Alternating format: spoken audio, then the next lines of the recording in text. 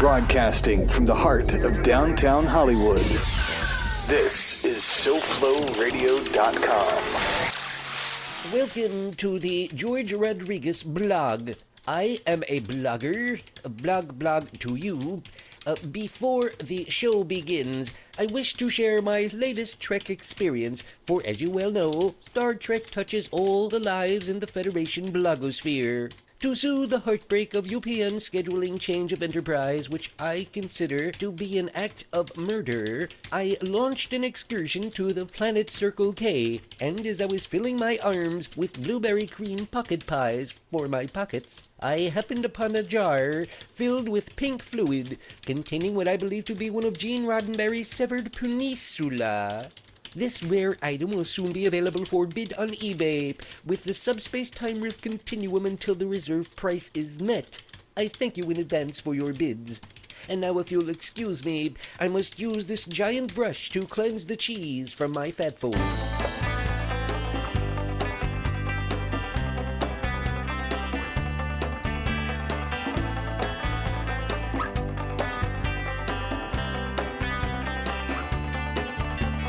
Esta ciudad es como un espejo que refleja lo bueno y lo malo de su gente. En la noche sus aguas reflejan las luces que brillan en mi ciudad. ¿Cómo se dice?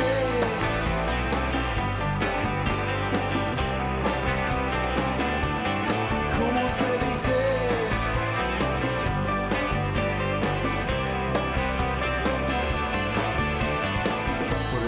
Estaba caminando, paseando, calle 8, buscando un cafecito y a lo mejor un juego de dominos.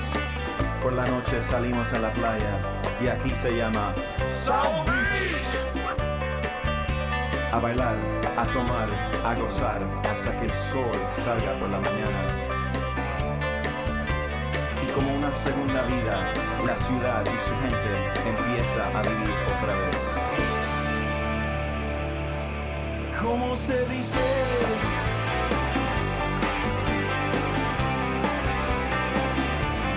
¿Cómo se dice?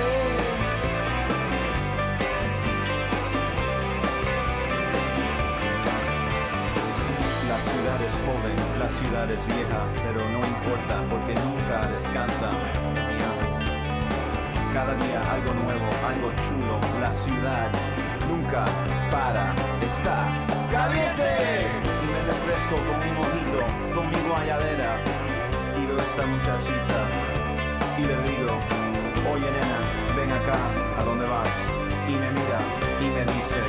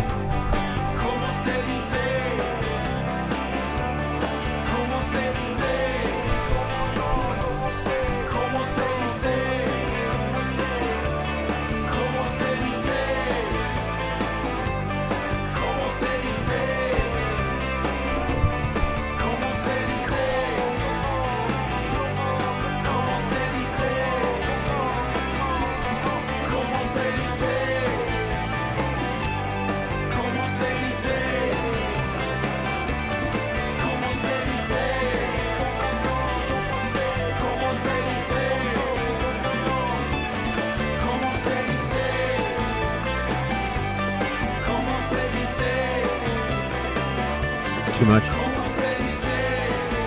The hat, is it too tall? You're double hatting it. Well, the headphones don't fit over the plastic top hat. You have Which a I wanna- lot of accessories on. And I'm wearing a watch. Well, I always wear a watch. Welcome to the show, everybody. Thank you, Phineas J. Whoopi. Thank you, Danny. I just sent him a text. Call in and tell us what you're doing. Maybe Phineas J. Whoopi is going to be our musical guest for the show today, since we don't have to pay broadcast royalties. Oh, I love Phineas J. Whoopi. And the band, too. All of their incarnations, but especially this most recent one. And I was inspired. I actually had a reason for playing that because of a... I've been sharing a lot of stuff on Facebook. You got to... I mean, I don't want to start a whole Facebook diatribe. People are like, I don't use Facebook. Well, it's nice to have the option. It's nice to have the option where you don't have to. Some of us are in show business. We're playing the fame game. You would be foolish not to avail yourself of any promotional vehicle that's available to you, especially if it's for free. And now I have hiccups. And I'll go into that in a minute why. Especially if it's for free, and especially if it's... like it's the biggest one. It's the biggest free promotional vehicle out there. But they this and they monitor you. It's like, yeah, you know what? Here's more on this later too. You can have your you have a built-in alibi now with your phone recording your location every 7 seconds and Facebook and everything like that. If you want to do some, murder, have your secret identity, your alter ego, not use Facebook. How's that? Just but they're gonna track whatever. We're doing a radio show. We have to use Facebook, so there, and a lot of other people do too. And I get a lot of stories from Facebook because thank you, internet. And you can't even trust. Like, I used to do a good job, and I'm looking at it this morning. I got a story off of it already. From like my Yahoo front page with the programmable stories, but AP and Reuters. But AP and Reuters are big news organizations that are subject to the influence of money also. They will also bury stories. They will also, not have stories on there that they consider to be, politically controversial or damaging to their interests. So you have a lot of all these other news organizations that run around. Like, I'm a big fan of the BBC. Mm-hmm. Oh, the Brits and everything. You just can't please some people. You name a news agency and somebody over here is going to say, well, those people, like, God forbid you should say Al Jazeera, which is actually pretty damn good news. Al Jazeera America? Yeah, very good news organization, but they, they're Muslims and everything. So whatever, with the internet, you get to read it all and sort it out. And a lot of the people that I know on Facebook are like-minded individuals, so they post a lot of things. By the way, Voodoo Witch Doctor, I don't know what this is, a character from one of these movies. I got the mask at Hot Topics, which means it's fashionable right now. Mm-hmm. Oh, God, I'm wearing so many things. I forgot I had the headphones. I can't wear the headphones over the top hat. No, I'm prying this off my head. This is with the crucifix on the forehead over here. This is a character from what? One of those movies. One of those recent slasher movies.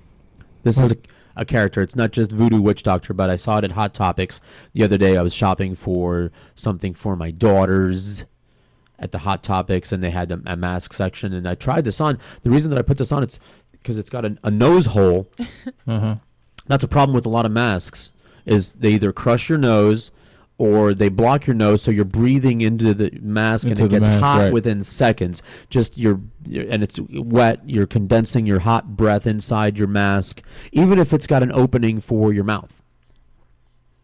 The blocked nose hole. Or maybe that's Danny. That's answer that. You gotta click on that thing. Hello, SoFlo Radio. Let me get my headphones back on and maybe hear something. Hello, George. Hello. Ooh, what a deep voice. George, you're a faggot. Oh yeah, it's the retards. They're gonna be calling all day today. Okay. Yeah, and there's a way to block. Oh, here's my headphones. I put them around my neck. Thank you for being my most loyal fans. Oh, if I only had 100 just like them, I could start a parade. Maybe I can do this. Can I put my top hat over my headphones? Because I think this looks more that'll work. Voodoo Witch Doctor. Now I have to come up with a Voodoo Witch Doctor name for myself, like Papa Chunga, Mojo George, or I don't know, Chupacabra's take, and that's too easy, and it's Puerto Rican anyway. Something it'll be inspired. In order to be accurate, I should be a Santero. Yeah, because that's the Cuban version of voodoo. And if you said that any more Anglo, you just voodoo or Santero? Santero. I'm a Santero, which brings me to the language thing that I want to get into. And I never did get a lot of time to talk about the whole, just as if I didn't talk about Montana enough. MontanaCon 2014. Woohoo. End of July, beginning of August, thereabouts. Was it the sand meets the mountains? Next year, something. We're going to Beach come up meets with the peaks. Yeah, there you something. go. There You you got to go. come up with something quick. That's That's good. good. That's good. That's the one to beat so far, Uh-huh. man. The beach bitches. The ocean invades the Rockies. I mean, it's really very divergent over there. Uh-huh. We're deep into the Rockies where I'm at in Montana. But I promised everyone that I would go. They came down for a visit, my sister and brother-in-law. Oh, the reminiscing and the swapping of stories, and I got validated a few times. Like, yeah, George actually, climbed the fun out of those mountains. George would tear that mountain up. I was a lousy hunter. I had to. It's like, yeah, George was a great shot. Don't know. It's just the animals ran away from me. Very good shot. No animals anywhere near me. But the reason that I played the Phineas J. Whoopi first thing this morning is because and brought up Facebook. Not only do I get a lot of news stories, I get a lot of funny memes and everything that I share. I like it. This is my disclaimer. I still miss MySpace, the MySpace that used to be. Can't go back. They changed it completely. It's gone. Right. It's whatever it is now. It's just horrible.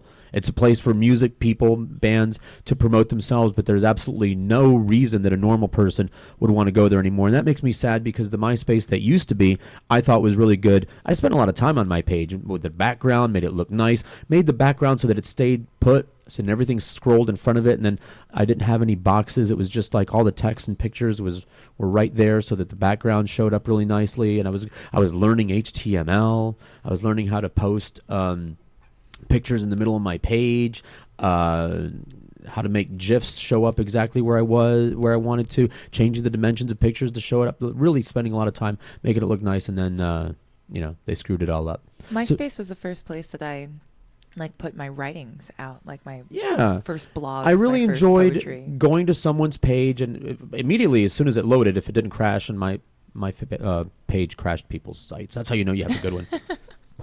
We're getting You got so much stuff going on. We're getting another call. Yeah, that's probably going to be a crank, so just get ready to remember the whole pot it down technique that I told you. Indeed. Sure, go on there. Here we Hello, go. because I invited Dan to call up. Hello, retard line. Yeah, way faster than that. I don't know how much time you need to notice that it's them, but way Gotcha. faster than that. And that's probably what's going to be today. So if you're going to call me Dan, send me a text first, because those guys are there. They got the liniment out. They got the shower curtain down. How do I block that? They're cranking out. Do you see the call that just came in that finished? The number. Do you see the blue? Over the number where it says finished, right click on that. Awesome. Block that person. What they do though is they use they create Google Voice accounts. This is a lot of trouble that they go to. They create a new Google Voice account or something like that, or they use Text Now or one of those other apps, and then they log out, they log back on, they go with another email address, and they get a new phone number, and then they call from a different phone number every time. Man, that is a lot of work. That's a lot of to work harass to you. do. Yeah, that's how deep the love is. That's why I wish That I had is 100, and they true never miss a love. show, True and they'll love. be here the entire 3 hours. Now understand something. Thank you for listening. Sure. Thank you for listening, and thank you for Not having a life. being the most important thing in your life. This is the most important thing in their life right now. Can you imagine? Because I've had this conversation with people before. If you caught me sitting still doing the same thing for 3 hours, and it's not roller skating or having sex or even something else like masturbating, something edifying like that, just shoot me. Can you imagine spending that much time, just an hour, half an hour? Imagine spending 10 minutes of your life harassing someone. Oh. Like, can you think of all of the other things that would be more interesting, all of the things that you could do that would be time better spent, like practically anything. Absolutely. Cleaning your bathtub. Just Which can be enjoyable at times. scrubbing You know, the it's grout so out of your tub. satisfying once you get all that scum off. Yeah. Personally, I like to Mhm. clean the Good time. tub while I'm in the Have shower. some music 'cause it playing. Save time and multitask, and you don't have to worry about getting splatter on you. You're already getting wet, and you just turn the shower hose on the grungy area that you just scrubbed, and it just I wish I had me like a couple of shower hose What? to take a shower with. So meanwhile, back to language. Somebody posted something that I just had to share, and I believe my comment sparked a little bit of a shitstorm, because I wrote, and it's one of those things, 10 10 words and phrases that too many folks say incorrectly. And you've seen things like this around, but this is like a great list because it's got all my favorites on there. And so I posted this, and I'll read it in a second. I posted, "Amen, cut the crap already, you people, especially all you, when are you blanks going to learn to speak English types? When the hell are you monolinguists going to learn to speak just one language correctly? Because those of us who speak English as a second language, who took time to learn it correctly, out of respect." There's so many things that me and my people did out of respect, and we don't get any credit. Instead, we get inbred bigots going, blah, blah, you Cubans this and you Cubans that, blah, blah, blah, and being called illegals. Excuse me? Some of us stood in line very politely with our hats in our hand. Here, my hat's in my hand. With our hats in our hand, waiting to be admitted very legally, filling out a lot of paperwork, having family members in America fill out a lot of paperwork, family members in Cuba fill out a lot of paperwork, and then waiting while they pull your ration cards, because as soon as you fill out your paperwork in Cuba, they pull your ration card. So things go from bad to way worse than bad. And we got admitted. And then as soon as we got in here, we learned English. God damn it. So y'all can suck it. But here's the 10 words and phrases. And just, some of these make my teeth hurt. Like my teeth hurt. Supposedly. Ugh. All the time. As a matter of fact, I don't remember the last time that I heard it said correctly when it wasn't coming from my mouth. Supposedly. And by the way, something, which is not good English, I'm done correcting people. Oh, thank you. I'm God. done having that argument, that problem. I'm exhausted. Y'all win, all right? Y'all win. I'm done correcting people. It bothers me. It makes my teeth itch. I look at you and I go, y'all, you're a moron, but I'm not going to correct you. I'm just going to let you keep on speaking bad English. And then maybe later on in the conversation, like maybe 5-10 minutes later on, if the occasion arises for me to use that word, I'll say it correctly. And I'll look him in the eye like, yeah, that's the word that you were trying to use earlier. I just used it correctly.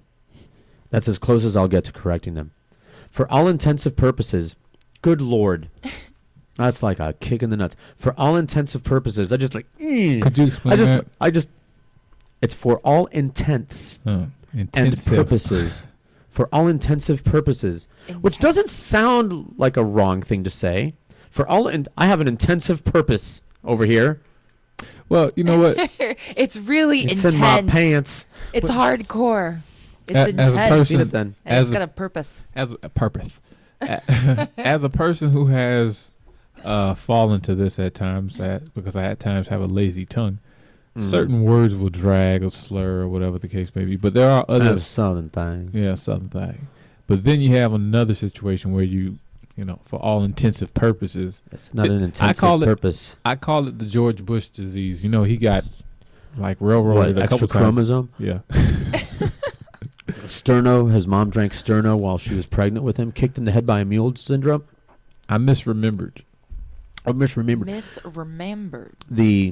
was Roger Clemens. Illiteracy, and everybody knows this, the Americans will be the first ones to admit that we have a problem in our education system in America. But to me, that's not an excuse. I am a result, if you will, of the second worst educational system in this country, the Florida school system. I second that. I think Louisiana is worse, maybe. And yet, some of us took the time and managed to, don't mute that. Don't? Oh, well, if you're playing that, see, that's the thing. Now you're messing up the Ed Till recording by playing that. Oh, so much for the Ed Till recording today. What's happening? No, the Jack put the video on. I was trying to mute it. Right. Well, it doesn't matter. We're using that computer to record a program that we're going to play back later. But not anymore. The listeners have no idea what's going on. I have no idea, but they get off on it. Look, they're calling right now. They get off on it. So for all intensive purposes, there's no excuse.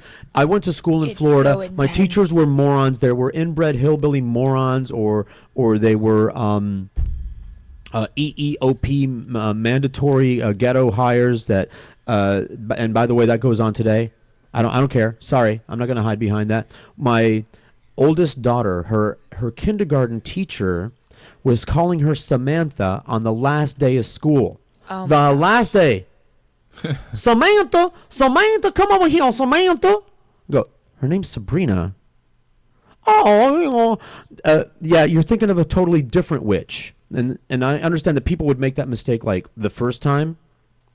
But please, give me a fucking break. Anyway, so irregardless, and that's something they put that, by the way, and I was reminded, that's one of the things my repost generated a lot of controversy.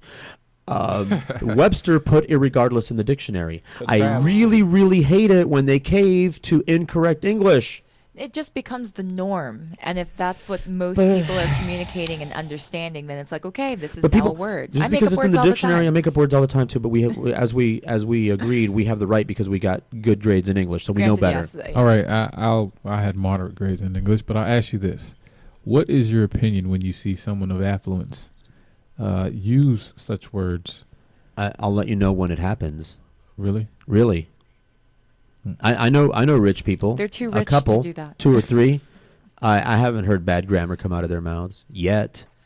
Well, not necessarily bad grammar. Let's just say a word that's probably not in the lexicon, or I'll let you know when it happens. Would anyone be calling us from an 800 number?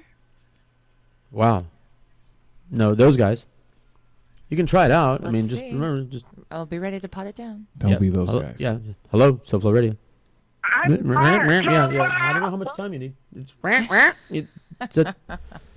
mean, Oh, it's funny. I'm timing you over here. Irregardless. The word is regardless. Irregardless is a double net, so there's no such word as irregardless. It's regardless. But people, and I'd really like to know where the origin of some of these wrong words, non-words come from. Irregardless. Like, who was the first person to say irregardless? You see that another thing, Facebook meme that you see all the time, Batman slapping Robin, and people put in their own little things like Robin is saying the word bubble above Robin. It's Robin getting slapped. The word bubble above Robin is, I'm not flexible enough to do yoga, and then Batman slapping him says, that's why you do yoga? Like that? Right. Okay. Anyway, so I would like to know who the first person was that said, and would make the Batman and Robin meme on it. Irregardless, and Batman slaps it. It's regardless, you moron. I could care less. Okay. It's I couldn't care less. Because you definitely could care less. Yes. I could care less means I care. Mm-hmm. Because, and I care a lot because I care about you, Randy. If I was an asshole, I could care less. I could care less, or I couldn't care less. It's I couldn't care less means I don't care, and that's what they're trying to say. Mm-hmm. I could not care less, but they go, I could care less. I go, well, good then. I mean, you care. It's They're that using- double negative principle that Right. we're using in that. Here's one, because here in the land of Cuban coffee, espresso. There's no X in espresso. Oh, espresso. Espresso. Espresso. People, and I know where that comes from, because people hear espresso and they think express, like express coffee. It's quick. It's small. It's gonna quick. get you moving. They get you quick, so it's express coffee. I understand. I understand that's what's going on in these people's heads. They hear espresso and their brain goes, no. What they really meant to say is espresso. So I try not to wince too much when I hear that one, and I certainly would never correct anybody. I just, you know what? Hey, why not just take credit for it and embrace it? Just call it Cuban coffee. Down here in Florida, we just say, give me a Cuban coffee. We all know what you're talking about. Usually, when you're in Florida, when you're south of the Palm Beach line and you order an espresso, it's a Cuban coffee anyway, True. right? So there you go. I mean, unless you're in an Italian restaurant and then you have a choice, espresso or cappuccino, which is espresso with milk, with the foamy milk, right? With the hot Yeah. milk. When you have the espresso, that's what that little hose, a lot of people don't know that. That little nozzle that sticks out of the side of your espresso maker, Right. that's to steam your milk. And it works like a charm when you do it right. People know that. Espresso. I always make a mess. Here's one that I don't think I've ever heard anyone use this, thank goodness, or I would probably flip. Pacifically instead of specifically. I'd only imagine a child to do something Pacifically? like that. Pacifically. Yeah. My daughter says bobbering me when she was about 3, though. Stop bobbering me. I got a thank you, Roger Cuco, who's going to be joining the SoFlo family very soon, I hope. Said you should be called Mama Miko Costa Rican. What? I'm not going to say that on the air. Mama, I'm sure that says something. Mama Miko. Oh, I see. Mama Miko. It's a Is that your Halloween costume name? yeah. That's a suggestion over here. And I got a text because I invited Danny to call in. I started a new job. Blah blah. Oh, excellent. Oh, they're hiring drunks now. Excellent. I will send you new music on a USB stick. Oh, he's moving on up in the world. Nice. Danny's like the last person. Not only here's a guy that used to burn CDs for me all the time, like really good music collection and compilations. And here's how he would do it: dual deck CD copier. Nowhere, it will not go anywhere near a computer. I don't think I think to date he still doesn't own a computer, but you know, those old-fashioned dual deck, like you put an original on one side and put the blank in the other side, and he would just burn CDs that way, make copies of CDs or one track at a time compilations. How primitive is that? Yeah, ignore that. The 202 number. I don't know anybody. So yeah, I've never heard anybody say specifically, etc. all the time, etc. Etc. It's et cetera. It's Latin, et cetera. But no one's gonna see. I seen it instead of I saw it. That's a hillbilly thing. Oh, I love saying I seen it. I seen it. I seen I it. seen it with my own two eyes. That just feels good to say. I don't care. Sure, if it's I wrong. agree. It is wrong, but I seen it. I seen it. I seen him. Of utmost importance. Oh no. Oh yeah. Oh, that's just of awful. Utmost important. And then number 10 is a big deal. People do this wrong all the time. I need to lay down instead of I need to lie down. Lie. People get those wrong all the time. And while we're on the subject of grammar, the other thing that people get wrong all the time is oh man, don't even get me started on the spelling of the to and there. You know, the there, THEY apostrophe RE as opposed to THERE or THEIR. Listen, spell check has ruined us all.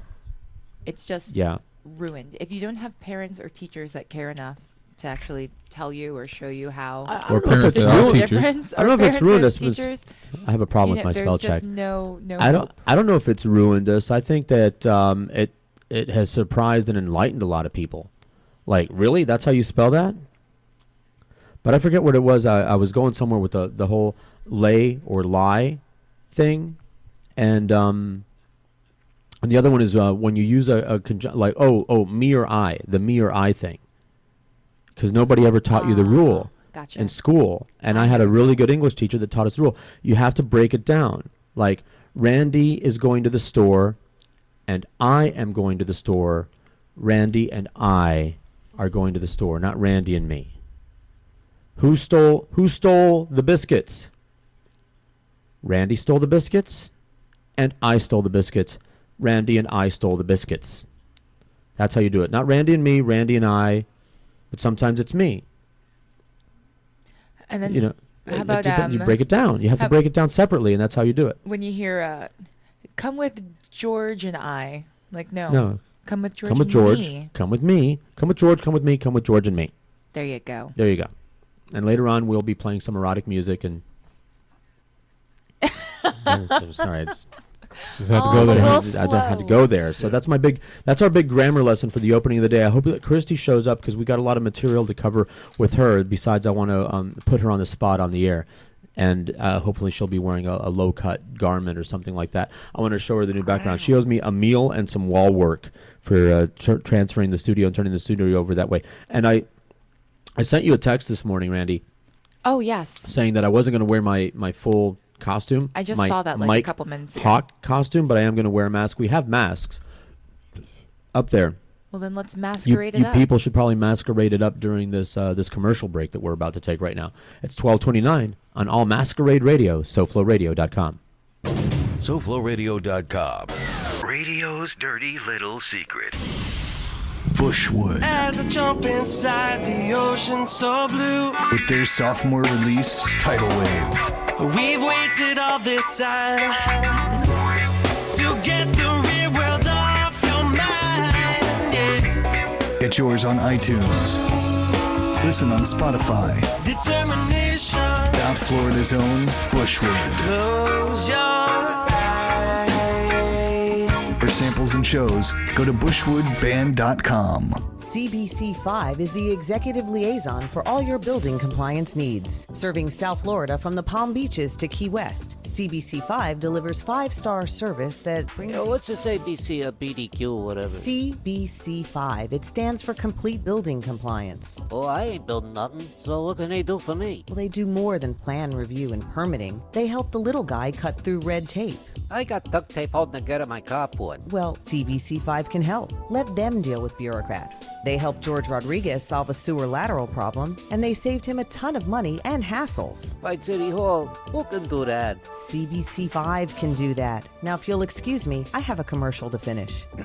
Contact Shoddy the Hottie at CBC5 786-255-3851 or log on to cbc5.net. That's cbc5.net. When you're ready to actually lose weight safely and steadily while being monitored by a physician, the Weight Loss Clinic of Dr. Kim Jacobson is there for you. The family medicine practice was established by her father in 1956 and continues as a medical practice that now specializes in weight reduction. Dr. Kim Jacobson joined the practice 20 years ago as both a family medicine practitioner and weight loss specialist. The Weight Loss Clinic utilizes a combination of appetite suppression medication and vitamins to produce great results, usually 3 to 4 pounds per week for most patients. Now you can change your lifestyle while still enjoying your own food, just less of it. They offer a choice of 2, 3, or 4-week plans. So whether you just need to lose a few pounds or a lot, the Weight Loss Clinic of Dr. Kim Jacobson can help you. They're located at 5454 Northeast 4th Avenue in Miami, just 2 blocks west of 54th Street and Biscayne Boulevard. Call them at 305-751-0091. They'll be happy to answer any and all of your questions. That's 305-751-0091. Get started on a beautiful new body today with Dr. Kim Jacobson and the Weight Loss Clinic. The most important online radio station. It's easier than ever to listen to SoFlo. On the air and everywhere. On any computer, any mobile device, iPhone, iTouch, and anywhere you are, just hit SoFloRadio.com. Tell your friends about South Florida's radio network, SoFloRadio.com.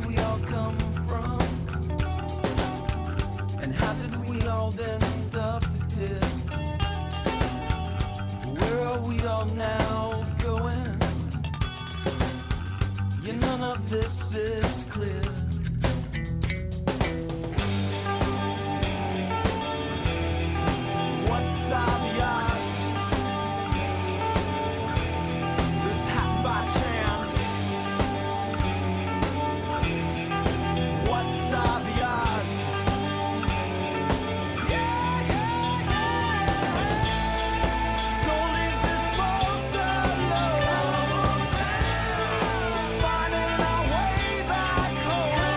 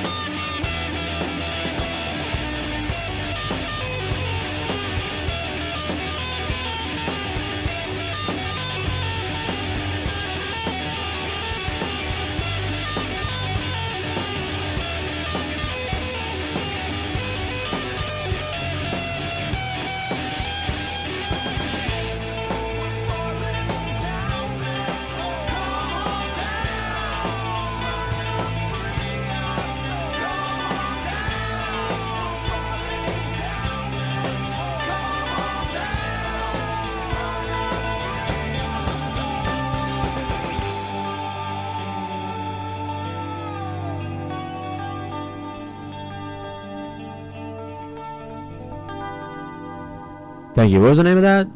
That was Simple Thought by PJW. That's Phineas J. Whoopi. Thank you. Dan can't call in on the show, and that's all right. But you can. 954-99-0036. We'll take your call eventually. If you would like to write me an email, it's Jorge, spelled just like it sounds, Horhay.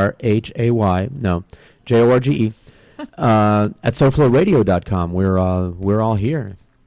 Or friend us on Facebook. Friend me on Facebook. We got a SoFlo Radio page. We got a George Rodriguez page. It's really me. I'll really answer your messages and such. Just ask anybody. We have a Neil Rogers tribute site that's very dynamic and dominated by Adam Kirshner writing things all the time, which is good. Bedtime Stories. Halcyon is posting some pictures on there. Remember Halcyon from the olden days, all the Neely people. The reason I'm holding my hat in my hand is I want to promote the, I have good ideas, like the table trash thing that I've been promoting. Right. I'm an innovator, and every once in a while I come up with good ideas. So I would like to submit, and it's like speaking of Facebook things, like you see like 10, what is it, life hacks, 10, 20 life hacks, like things that you can do to how to open up a Tootsie Roll and using the dustpan to fill up a bucket and things like that. Skype. I suggest, give it a shot if you want, but be quick. I'm sure it'll be a crank call. Hello, SoFlo Radio. Hello. Yeah. Jumba. They're so gay. So the plastic, this is a plastic, not only is it useful as a drum, a plastic top hat. Now the reason I'm promoting everyone should wear a plastic top hat is because look at this. First of all, it's a hat, so it protects you from brain cancer. Okay. Right? The reason plastic top hat is good, and you notice that when you set the hat down, it's a top hat. It's flat on top. You set it down like that. You can stick things in it. Like when you get to where you're going, you throw your keys, your sunglasses, your headphones, and everything. It's right there. It's all convenient. And other things, like let's say you go to someone's house, and they want to give you some candy. You could either fill your pockets with it and have the candy melt. You could put it in your plastic top hat and then continue enjoying the candy. In the road, you just take it with you. The plastic top hat fits right there under your arm.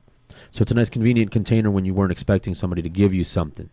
Like, oh, here, I bought a big giant bag of Tootsie Rolls. But you don't have anywhere to put the Tootsie Rolls in. I know, why don't you just get one of their Publix bags from under the counter? Well, then, because this is way easier, because then you can put this on the seat next to you and reach in while you're driving and have the Tootsie Rolls. Now, let's say, here's the important part. This is where your plastic bag isn't going to help you.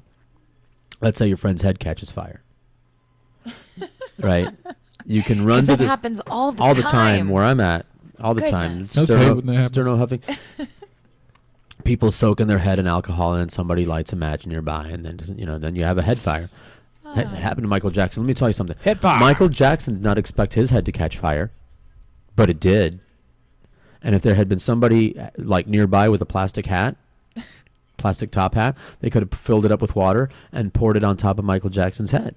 Or he didn't have to put so much grease on the grease. Was it like Jerry he did. Curl? Jerry Curl juice. Mm-hmm. Jerry Curl juice. Dangerous. Relaxer. Dangerous. Relaxer. Isn't that what it's called? Yeah. AKA kerosene on your head. Which relaxer sounds like something I want to rub on my sore shoulders. Oh yeah. Now I'm relaxed. Yeah. It's like let's relax that nappy head. No more Ben Gay for me. Give me some of that relaxer. Oh, that's better than a Soma. I'm relaxing. That's some relaxer. If you have a plastic, it's basically you're wearing a plastic bucket on your head, so you can fill it up with water and put a fire out with it. This product placement was brought to you by George Rodriguez. Because you just don't know when you're going to need a bucket. So when you need a bucket, just say... It's a Murphy's Law thing. Pluck it. If you have a bucket with you, you'll never need it. But if you don't have a bucket, I've already lost count of the amount of times that I wish I had a bucket or something else that was convenient to put water in so that I could run it over and put someone on fire. Are there no glasses where you are? Are there no? That's not enough. Look at how much water I could carry in this. Here's another idea. Because George... By the way, it's not a coincidence. A hat just happens to be the size of someone's head. Right. So if their head was on fire, you want at least a head's worth of water. Oh. And this is the right amount of water to put someone's head. Let's go to the bathroom and fill this up. Although, actually, this would spring leaks because I had already rammed staples all the way through the outside of this thing. So this is more like a sieve. Like I could drain spaghetti with this. Well, then that's when you have the interchangeable hat liners for your Well, George, hat bucket needs. That's a good idea. Hat liners. Well, and then I can use it for the table trash that I tout so heavily all the time. George, we can, if you don't mind, we can have a demonstration with you wearing the top hat, right? Okay. All right. Let's actually set someone's head on fire? No. Larnell said he's going to be here at like 1 o'clock. 4775. That looks a little familiar. They come up with a different number all the time. They called for 560. Just answer it and hang up on them. It's like Sofla Radio. It should take less than a second. George, you're a faggot. Same. They never miss it. See, they don't have jobs because they're not qualified to have jobs because. And understand something. There's special needs, and then there's really, really, really, really specially needy. Planet crazy. And that's where they fall. They're not qualified for a driver's license or a job or friends. They met each other on the show, actually. Well, enough of those. George Rodriguez. Enough of those bringing delinquents together. Yeah, bringing delinquents together. Retarded. Enough of those forever. special needs people. All right, imagine that you're at I want to know if somebody's watching on the webcam. I want to know what character this is. It's from a relatively modern horror movie series, not the Hills Have Eyes series. What's the name of that other series that was popular? Scream. No, that's two. After Scream. Before Hills Have. Yeah. Okay. Don't make me look it up because I can't talk and look things up at the same time. Only one I could actually see, and you can tell that I've been around children, is the character off of The Princess and the Frog. He's a voodoo master priest, and he has a similar. Yeah, it's a very very voodoo. They have the voodoo guy, and I got a T-shirt. I got like a voodoo T-shirt, and it's got voodoo guy all over. For some reason, top hat, I guess, because that's classy. But they have the skull makeup, but it's only from the upper mouth up for some reason. Right. The teeth on the upper lip, and it's like the kind of skull that you would find if you dug it up out of the ground. The lower jaw fell out. Missing the jawline, right? Missing the lower jaw, and that's the voodoo. That's voodoo face, right? To me, or in my case, Santeria face. Richie, thank you, Richie, for weighing in. By the way, Richie, you're still invited to visit the studio. Come on in, talk about your business, because I want to promote Hollywood businesses. Yeah, for free. I don't care. I want to promote downtown Hollywood businesses in and around downtown Hollywood. I had no idea you worked right over there at the German car repair center. I don't even know the exact name of it. Okay, shout out to Richie. We have ways to fix your car. Guten Tag. He says, especially. That should be on the list. Especially. I especially hate that. And that reminded me of another one, and I've heard this 3 times already. It's so rare but just memorable that every time I hear it, I put a little hash mark down. One, little, 2, little, 3 little Indians. Old people, when they get old, they get old-timers disease. Have you heard that? Old-timers. Yes. Instead of Alzheimer's. And there's one where we don't have to wonder where they got that or how. That's a hillbilly thing. The first time I heard it was on the Greyhound bus. It kind of just fits, though. A lot of those things fit. That's what I was saying. Like when you hear it, it's kind of within the flow of a conversation. So you won't. Well, George would, but you won't say, "Pardon me." That's not the proper way to say it. I'm done. I'm done. So I decided, and I try. Not you get older, you get wiser, you get tired of doing the same thing over and over again. Like I'm really, and that's the bottom line. Like something that you used to do, you get tired of, and it doesn't matter correcting people on their language. That old video game, you get tired of doing the same thing over and over again. Right. I'm tired of correcting people, so now I tell the youths. When they're asking for old man advice, give me some advice, old man, and I say, make some money, save it, don't get married, have a bug out bag, and don't correct people on their grammar. It's just pointless. Allow people to sound stupid. Allow them to sound stupid to everybody else. It's speaking of Facebook memes, one that I keep reposting all the time is from Mark Twain. Don't argue with stupid people. They'll drag you down to their level and beat you with experience. It's just not worth it. Think about, because I do sometimes, and it's going to happen to you if it hasn't already. You're starting to think about the time you wish you had back, which is a pointless venture, but it's just one of the things that likes to keep you up at night when you're trying to go to sleep. Somebody posted something. I think I'll go to sleep now. No, I think instead I'll stay awake and agonize over all the bad decisions that I made in my life. Okay, yeah, let's do that. All the time you wish you had back. I wish that I had the time back. We could do this all day. I wish that I had the time back that I've spent arguing grammar with people because they never. And this is a Dale Carnegie How to Win Friends and Influence People thing. If I would like budget, like if we had a yearly budget or something like that, I would budget to every intern, employee, or whatever, every person that I associate with, I would give them that book and say, here, before we go any further, read this book. It'll just make life easier for you and everybody else. And one of the principles that I got out of that book is there's no such thing as winning an argument. You know, let's say that you do accomplish what you set out to do and prove that person wrong. Somebody says something stupid. They go, You say, yeah, huh? And then an argument ensues, and you get the dictionary or whatever, and you prove them wrong. They're not happy at that point, and they're not happy with you. Their attitude towards you from that point forward for a long while, if not permanently, is, you're an asshole. And you just called me stupid in front of all these people. And what's worse than calling me stupid in front of all these people? You proved it. You proved that I'm stupid in front of all these people. I like you. Let's be best friends now. No, no, not gonna happen. that's not going to happen. But that's the end result. And what's the point, really? What's the point when you come right down to it? I mean, we're doing a radio show and killing time. But what's the point of making someone feel stupid? No, I guess it makes me feel better about myself. Well, okay. Yeah, that's usually where it comes from. That's correct. That's the correct answer, and that's a very honest answer. But is that what Jesus would do? No, Jesus wouldn't do that at all. No. But what I tend to do in these situations, like I'll go, because when you're having an argument, it volleys back and forth, and right, it ought to if it's someone a good will one. say, no, it's this way, and then you'll say, but really it's this way, and if the other person is like, okay, but I believe this, then I just say, hey, that's fine, you can believe that, and then I walk away, and then the other person finds out that I'm right, and then they feel stupid on their own. Okay, yeah, that's right. Yeah, well, that's good. That's some people might call that passive aggressive, which I have a problem with that whole thing. I'm an expert in that. People say that's very passive aggressive, and I'm like, it took me a long time to figure out what that is. Like, I'm not. No, I don't. I think that people throw that word around a lot. Like, I'm not being passive aggressive. I'm just being passive. No, it's you're just making yourself look stupid all by yourself. I'm just it's passive, sitting here. It's passive aggressive. We've all done it to each other at one point or another. Look that up if that's not on there. What? One point or another. That's fine. At one point or another. I mean, but that's one of those things I could put that in the category of like you're saying something, but you're not really saying something because everything is at one point or another. Right. Duh.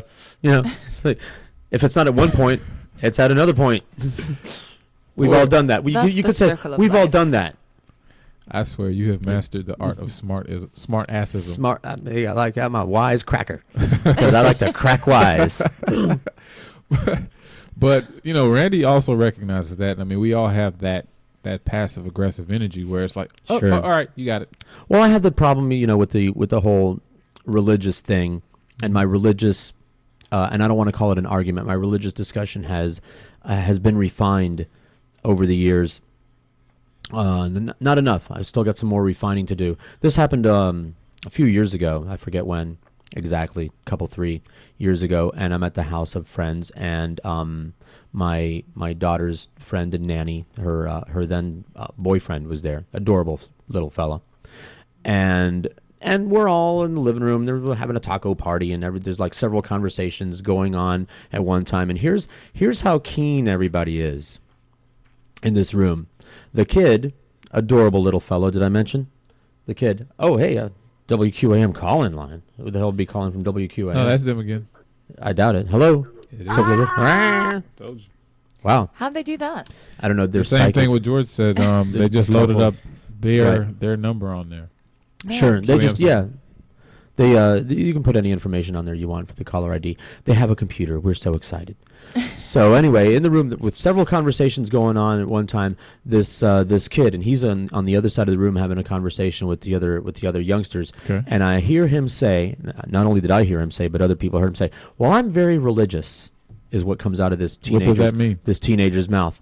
And I go just like this. I'm turning and taking a breath at the same time. I'm going like that, and the hostess of the party body blocks me, leaps across the room like, no, don't do it, like leaps across the room and like like tackles me, leaps me off the chair, pins my shoulders to the ground, puts her forearm in my mouth. It's like, don't you do it.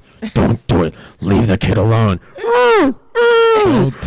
She was involved. Like, look, I was involved in conversation number 1. The kid and the other kids were involved in conversation number 2. Hostess was in the other corner having another conversation with another group of people. He said that. I heard it. She heard it.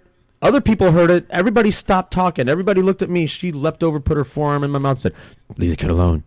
Leave the kid alone, George." And like, and the kid's like, "What? What's going on?" And the hostess goes, "Shut up, Lloyd." His name was Lloyd. Lloyd. You're about to have your foundation crumbled. Lloyd, go. Just stop. Talk. Just don't. What? I can talk. I can talk about what I believe. I want to talk about my God. I'm fine. I'm fine. What? Why are you sticking your arm all the way down his throat for? Let the man up. Let the man talk. I can talk about what I believe. I'm fine. I'm fine over here. I have the courage of my convictions. I can talk about what I believe. It's like, Lloyd, you don't want this. She's got, Lloyd, you don't want this. Lloyd, you don't want this. And sure enough, she lets, all right. She looked, all right. You asked for it. And she let me up and she pulled her arm out of my throat. And I wiped the saliva from my mouth and I said, so, Lloyd, what do you mean by that exactly? Religious in what way? Oh, and he starts, of course, what follows is a whole bunch of stupid gobbledygook out of his mouth, and he doesn't know anything, which is the thing that I can't control myself, because I know that when I hear someone open a mouth and say something like I'm religious or I'm spiritual or I'm a Christian or whatever they say, I just know that they won't be able to answer one question about what they believe. Not a one. Well, George, guess what? And so I can't help myself. The grammar thing, I'm able to let that go. The grammar thing, I'm able to just I wince. I do a little grimace. I act like somebody stuck me in the face with a pin. Ow! But the whole religion thing, because I don't know, and I guess if I'm getting tired of the grammar conversation at some point in the future, I'll get tired of the whole religious conversation. I'm getting a little bit better, I think, where I'll just all right, George, let's test you out then. Let's test you out.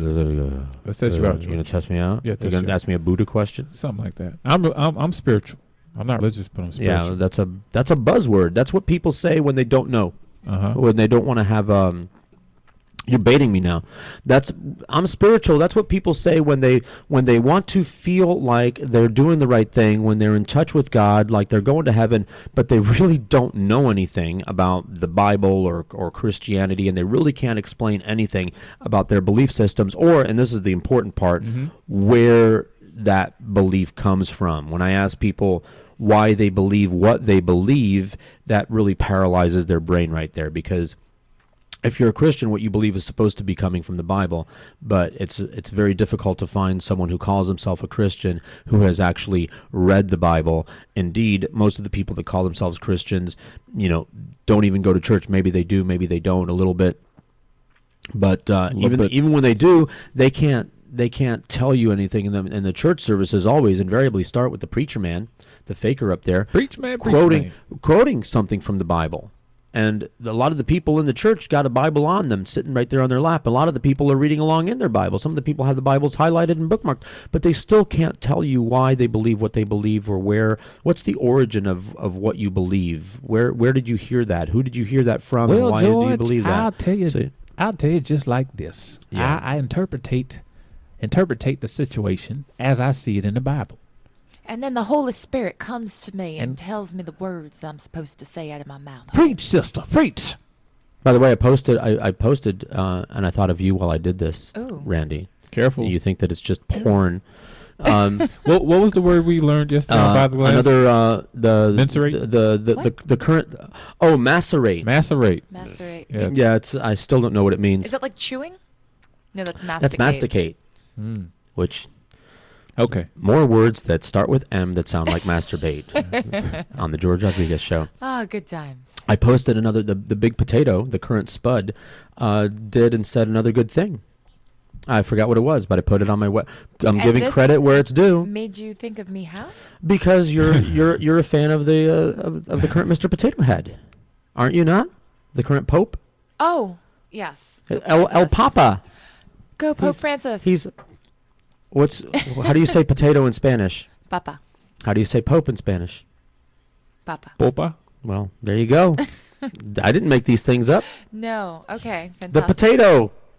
Wonderful. Mr. Spuds. Spuds McKenzie. Well, Spuds what McKenzie. did the head potato in chief have to say? He was talking about ideological Christianity, which you don't talk about soaring over the heads of everybody. Let's see everybody just running to their Wikipedian dictionary, online Webster's going, what is ideological Christianity? And he was going on at great length to talk about the Christians who are in love with the idea of Christianity, but not the reality of it. The ideological Christians, the ones that are basically, they spend all their time judging and saying the church ought to be like this and the members of the church ought to be like this and this is how the world ought to be and this is how this ought to be. But he's saying that those people are wrong and full of crap and bad for the church, and they're not good Christians at all. That good Christians are out doing good deeds, out doing good works, out saying good things. That's what Jesus did, and that's what Jesus would want you to do, is follow his example and serve humanity and help people. Jesus lived a life that you're supposed to emulate by example. When the masses came to him, he fed them. He didn't ask them for stuff. He passed a basket for them to take things out of, bread and fish. Jesus helped people. When the party ran out of wine, he made more. When the people needed food, he fed them. When people are sick, he healed them. And when people wanted him to judge people and condemn people, he defended them. He who is without sin cast the first stone. He hung out with prostitutes. He hung out with tax collectors. He hung out with people that were socially unpopular. Today's equivalent would be, the homosexual community or the transgendered or other people that are maligned, that are Muslims or outcasts and things. Jesus hung out with people. Indeed. Jesus sounds like Tupac. Feel me. Oh.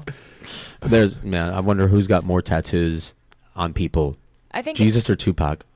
There's a lot, man. Every probably. time I turn around, there goes Pac. Yeah. Well, Jesus was Jewish, so he probably wouldn't have had any tattoos. Correct. Right. That's true. Yeah. That's true. No, but So I mean, there Tupac are wouldn't people have with a lot of Jesus tattoos. I think Jesus got a head Right. start. But man, every time, Yeah, he's got one over Tupac. Like the Harley twins. I was shocked the first time I saw them in a half shirt. We used to do a lot of appearances at the Harley Davidson store over in Fort Lauderdale. Two beautiful blonde twins, the Harley twins. They were poster girls. Did you see them everywhere? Yeah, I like worked that? with them. You worked with them? Did you ever see their backs? Probably. I shit you not. From here to their belt line, like they're like all the way higher than Linus over here to their belt line, busts, shoulder and face of Tupac on their backs. That's crazy. Guaranteeing. I didn't see that. I would have remembered guaranteeing that under no circumstances would I ever turn them over for a little four on the floor action there. Worst tramp stamp ever. Yeah. Of Tupac? If I'm having sex, the last thing that I want to see is Tupac looking back at me. Or feel me? Wah wah wah. Or a picture of Stevie O. Is that Tupac? I'm gonna call him Peter, as in saltpeter, because somebody just checked out. Good. My friend Mr. Rection, Mr. Erection just left the building. Wah wah wah. I turned her over. We were gonna do some old doggy style there, and there's Tupac. Hey, feel me? I don't want to. One of them, by the way, they both had they weren't identical tattoos. They were two different views. They were both busts, head and shoulders, but one was Tupac wearing the Aunt Jemima do-rag, and the other one was without. That's crazy awesome. I know. Little blonde white girls. Now, I like Tupac. I own everything that Tupac ever recorded. I did this massive download. I got like 10 gigs of Tupac music. Right. And it's, man, there's a lot to listen to. I have to listen to it in doses because it starts to get, I start to get immune to it. You know what I mean? So I have to put it away and then go back to it. But there's a lot of material out there. He was very prolific. How old was he when he died? He was just 20-something, right? 25. Like, what, 25? 25. And he had, like, how many albums? He had just, like, gigs of music. Yeah, he definitely. And it wasn't all the same thing over and over again. It was a lot of. It varied. It did vary. Very complex. We'd like do a song a day. Like we're gonna wake up one day and bang out a song, man. Just let's get it out. Just telling you. Yeah. So I wonder what he would be doing today. A lot of those things, like Kurt Cobain. You think everybody runs out eventually, at least so far. Like even Paul McCartney, John Lennon, they ran out of original tunes. Right. I have this theory that original tunes are like eggs in a woman. Like musicians are born with a certain number of them, and when they're out, they're out. Like some people have 1, some people have 100, some people might have 1,000. But when you're out, David Bowie. Yeah.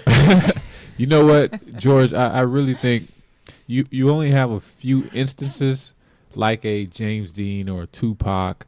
Elvis is pretty much done. We could say that, right? Elvis didn't write. Well, he didn't write. True. So, but I mean, as far as his relevancy, as far as being that top guy, would you say he was really as prolific as? I don't see. I'm just curious to see where it could go, because when you're making music that often and that frequently, the law of averages is going to catch up, and like a real gem is bound to happen. A real masterpiece is bound to happen. Now, I'm not even gonna lie to you about the Tupac catalog. Yes, he has an extensive amount of material. Not all of it is his best work, and not all of it was meant to be released. So yes, it's a prolific work ethic, but at the same time, quality trumps out always when it comes to musicians, because you only have a certain amount of time, like you said. That's true. Yeah. And Biggie, sorry, not as big. I don't know why I equate those two, because did they have something to do with each other? Was it one retribution for the other? It was a kinship, a friendship that turned sour. That's too bad. Mm-hmm. I heard about another one of those, but I'll wait. I'm just gonna like go into the break so that people forget about that when I start talking about the other thing, because I don't want to make any associations. It's 102 on All Sour Friendship Radio, SoFloRadio.com. SoFloRadio.com, filling the radio void. Put a team of professional consultants behind your home or business computer with Key Information Solutions, providing solutions to your internet and computing needs while keeping you on the cutting edge of technology. Preventative maintenance and networking support, hardware and custom-built computers. Let Key Information Solutions be your personal tech staff for your home or office with affordable hourly, monthly, or annual rates to fit anyone's budget. Call Key Information Solutions now, 954-973-3374. That's 954-973-3374. Or visit keyinformation.com. We're rewarding you for something you already do, listening to us. It's Radio Loyalty, and it's an easy way for you to get free stuff. All you do is sign up. Go ahead and click the banner now. You'll earn points as you listen. Points you can trade in for great products and services in the Radio Loyalty store. You can earn even more points when you share your favorite station with friends on Facebook and Twitter. Radio Loyalty. It's free to sign up, so click the banner to join now. Social media marketing. You know your business needs it, but you have no clue on how to do it. And who has the time? Don't worry, you're not alone. Mouse Media is here to help. Mouse Media has linked creativity, art, and technology to expand your web presence and increase traffic to your site. Visit them at mousemedia.us. That's mousemedia.us. Or follow Mouse Media on Twitter and on Facebook. Mousemedia.us. Say, remember when radio was fun? Now it's dead. Because deregulation has allowed one massive corporation to spread its tentacles like a giant octopus, absorbing radio stations around the globe. And that's why you hear this.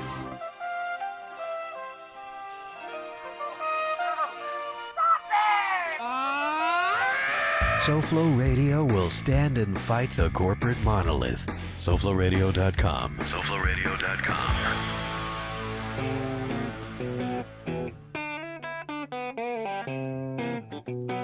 This is a song my little freaky girl used to know. She loved that Ben and Jerry ice cream. She's a freak.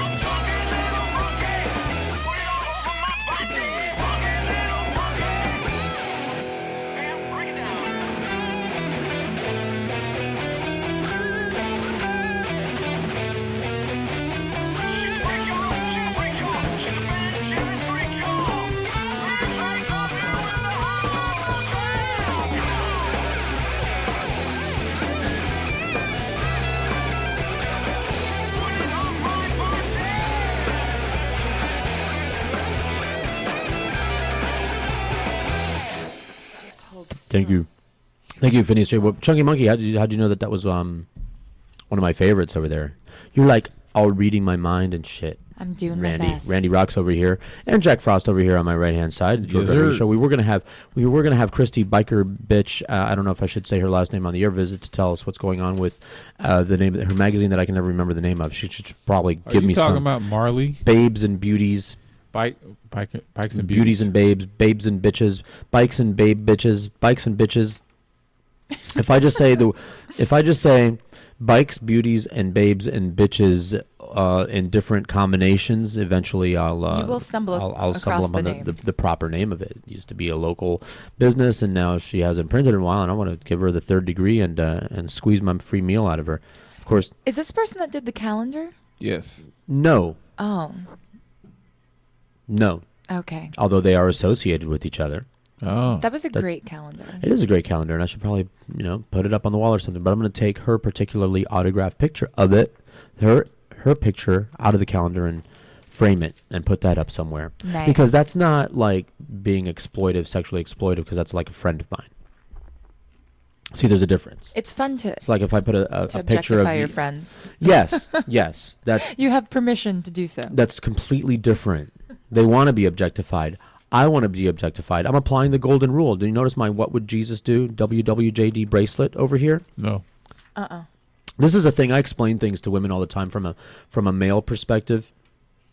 And one of the things that I explain, and that's not to say that I don't believe that it's wrong. It is wrong, but I'll be the first person to call out a man when their behavior is unacceptable. Like I post a lot. I actually got kudos from one of my female friends, former Derby friends, for posting all of this stuff that I do, all the anti-rape stuff that I do. I have daughters. I have 5 nieces, and it's not just because of that. You don't have to have a vested interest in something to care about it. Like, I'm not gay, but I'm for equal rights. They have those things that you can post on there. I mean, I'm for equal rights for members of the LGTB MLMNOP community because I'm not an asshole. That's why. And I don't believe that that we should promote rape culture or be okay with it. I would be the same way if I had male children because I'm a good guy that way. Ask anybody. I have references. Here you go. Take a look at them. But, and then I forgot where I was going with the whole rape thing and posting things over here. I had a really good point. That's what I get for trying to read at the same time. You were talking about that you are not an asshole that looks into I was explaining men to women. There you go. The whole objectification thing. The reason that, and a lot of times the decisions that we make, the moral decisions that we make, a lot of people subconsciously use the golden rule. Like what we do, we use ourselves as the yardstick. By the way, it's litmus, not litness. It's not litness. It's litmus, M-U-S, litmus.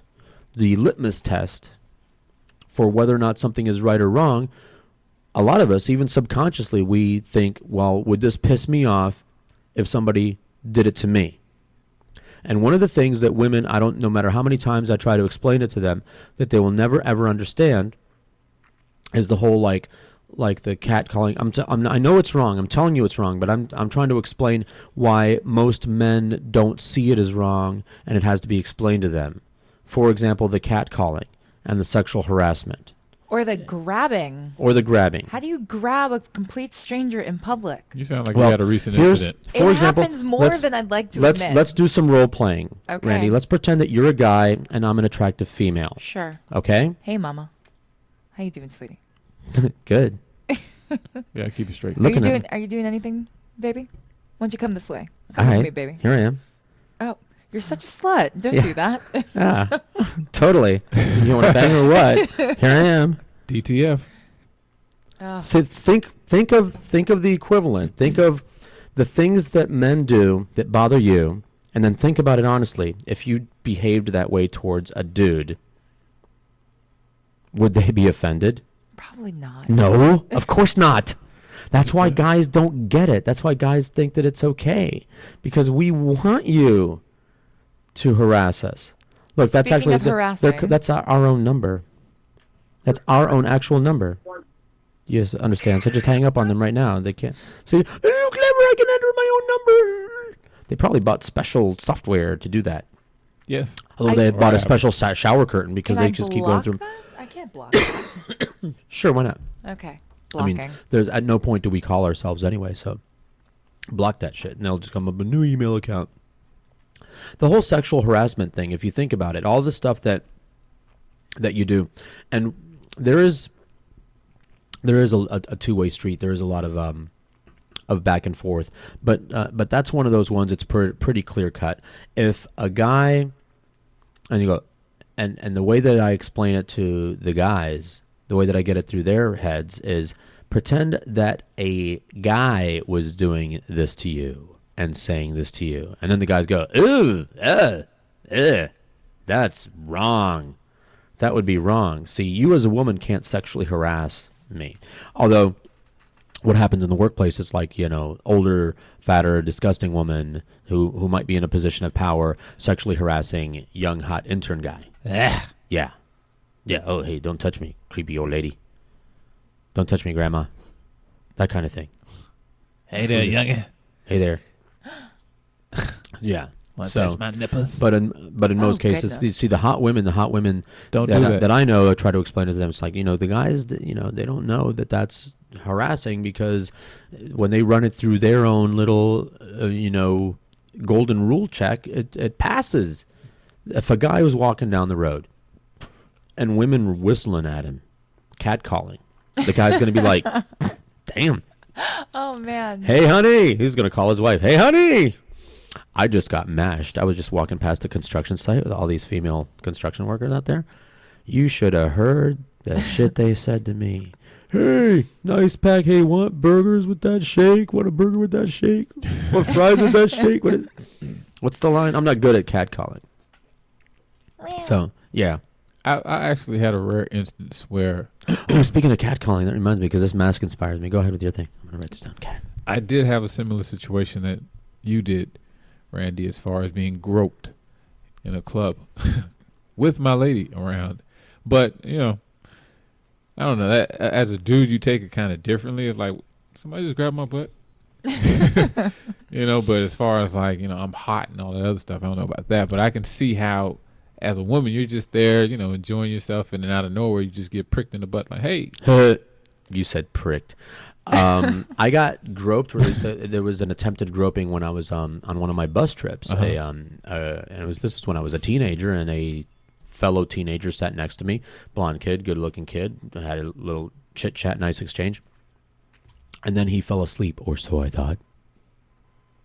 And he put his head on my shoulder. And that's not a necessarily uncommon thing on the bus when people are sleeping. Bus trips made, especially these cross-country bus trips that we would take, make for strange bedfellows. And when you're a teenager, you're kind of in between that whole, I'm a kid and I'm an adult. When you're a kid, kids fall asleep. You're on car trips, you fall asleep, and your head plops down on the shoulder next to you, and it ain't no big deal. Mm-hmm. So I really didn't think a big deal of it. So he put his head there, and it wasn't like all the way up on my shoulder, like nuzzling up to my neck. It was just like on the corner, like he just boom, like he just fell over, and his head was on the corner of my shoulder. I'm like, no big deal. Then all of a sudden his hand is on my thigh. Oh boy. And then there's another shift, and then it's the inside of my shine. At that point, the inside of my shine, and I thought, his hand isn't just resting there. And I'm like, just right when I'm having the thought, like, okay, all right, this is not an accident there. Then his hand starts to move up, at which point, I just felt like electric goosebumps all over my body, like, yow! Like somebody electrocuted me, and then I grabbed his hand and put it back on his thigh and put, I straightened his ass up. Like so many questions. Come to mind. Like just pushed him up, and he pretended he was still sleeping and just kind of slumped over in the other direction. More like answers than questions. Yeah. Like, no, there's no question. There's no questions anymore. Like that. And I told Neil that like, story. how many times has he done this before? I don't know. On how many buses? Because here's the thing that would you call him the bus troll? Because he's just waiting for somebody to, all right, victimize. Creeping. Yeah. What I'm thinking is this was a gay teenager, and he liked me when I was young. I know it's hard to believe right now, which is probably I'm probably going to wear this mask all the time now because I've never looked better. I was really cute. You saw that picture. You were adorable. I showed you that 14-year-old picture. And now we ask ourselves exactly what the hell happened. Age and stress and my wife. So if you haven't seen, I should post that on my Facebook. I looked, especially the hairstyle that I had, I looked like a pretty girl with luscious lips. You actually look like one Marshall Mathers. Really? Yeah. I think I look better. Whatever. I mean, I was a purty boy by all accounts, and I think that this was just a gay guy, and he was making a pass, and that's all.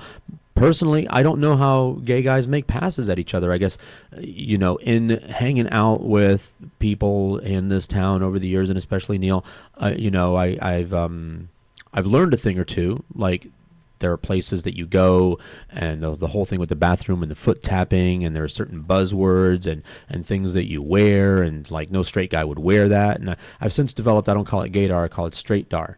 Like, I know what straight men do and say and wear, and if they're not doing that, then that's a gay guy by elimination. Therefore, that's a gay guy. It's just like it goes. No straight guy would do that or say that. So therefore, how do I Neil? get to... And by the way, Neil, I told Neil that story because he was saying, "No, did you ever?" You understand something with Neil, and the audience already knows this. We did 4 hours a day talking about everything on the air, and then before the show, because he would show up at around like 8:30, and I was there usually around 8 o'clock. So we would spend a good hour and a half talking about, like, during the show we would talk about everything, and before the show we would talk about everything else. Like, there was really nothing we didn't talk about. And you have 5 days a week, 6.5 hours a day looking at each other, everything gets covered. So I forget what brought it up one day when he's like, gay guy make a pass all the time. It's like good looking guy all the time. And I told him that story on the bus. And he goes, so you didn't think about it? Because he couldn't get it through his head. He couldn't accept it that I wouldn't have it's on anonymous. It's on a bus. You're in the middle of nowhere. What harm? And I go, you just don't get it. So if it had been a pretty woman making a pass at you, and like he does the icky dance. Right. I call it the vagina dance. You say vagina to someone like Neil, and they start wincing and grimacing. I've seen that before. Yeah. Vagina. I go, they get all grossed out. I go, why is it so easy for you to understand you getting grossed out over vagina, but you can't understand me getting grossed out over penis? Why does that not calculate? I had a similar situation where, the straight dar comes into play because as a man, there's just a certain way that you carry yourself, and there's nothing against the gay community, but you could tell it's a certain walk, it's a certain lisp. You drag a couple words here and there. That's easy. Those are easy. Randy? I totally interrupted a point you were going to make. Yeah. But I wish you had. You were saying. I wish. Oh no! I wish I could go someplace where there were secret knocks and you get to go through all this, like passwords, and that sounds really cool. But I'm not a gay man, so I don't get to experience that. You could dress up like one. Yeah. You could like man drag. Yeah. I think it's easier for a woman to look like a man than a man to look like a woman. I could like go through my pageant gear, and then I could look pretty close to a drag queen. Of course, at the end of that process, that's basically. Here's the thing: we were talking about you manning up, like. Oh, manning up. Yeah, like I got this top hat, for example. And we could put this. And I could wear a mustache. Wear a mustache. There you go. I got one right there for you. Tip it up. You're very adept at making mustaches. I know. There's still one of you wearing a mustache on my Facebook. That's still my main Facebook page. I love that change picture. that. Halloween's coming up, so I think that's a great opportunity for me to start changing some Facebook pictures. Speaking of Halloween coming up, Halloween dances and everything. Did you see this? Annapolis High School in Maryland is now requiring that students and parents sign a dance contract, which aims to cut down on provocative dancing at the school's next homecoming. What? Specifically. Oh, twerking.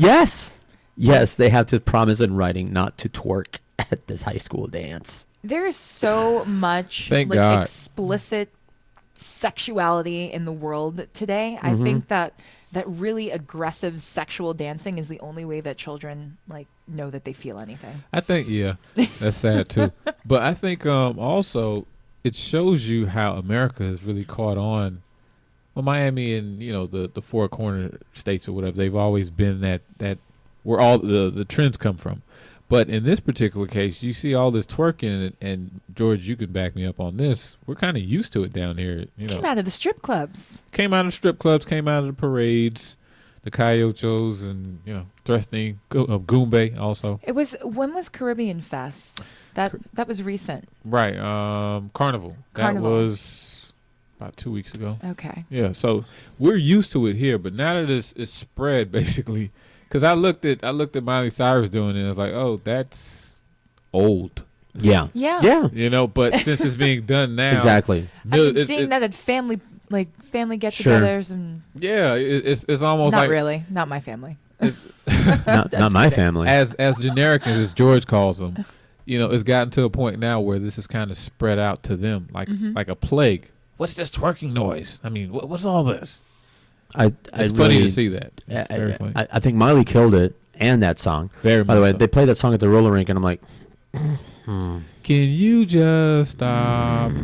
I mean, Blurred please lines? stop. Yeah. That too. I liked it for about 5 minutes, and I was already kind of tired of it. I didn't hate it, but then that was it. And by the way, I don't dislike Miley. My heart goes out for her. Did you read the open letter from Sinead O'Connor? No. To her? I mean, it's long. It's long-winded. It's one of my Facebook posts way down. Just Google it. Sinead's open letter to Miley Cyrus, because Miley, during an interview, apparently named Sinead O'Connor as one of her inspirations. And Sinead said, "What? You made me relevant."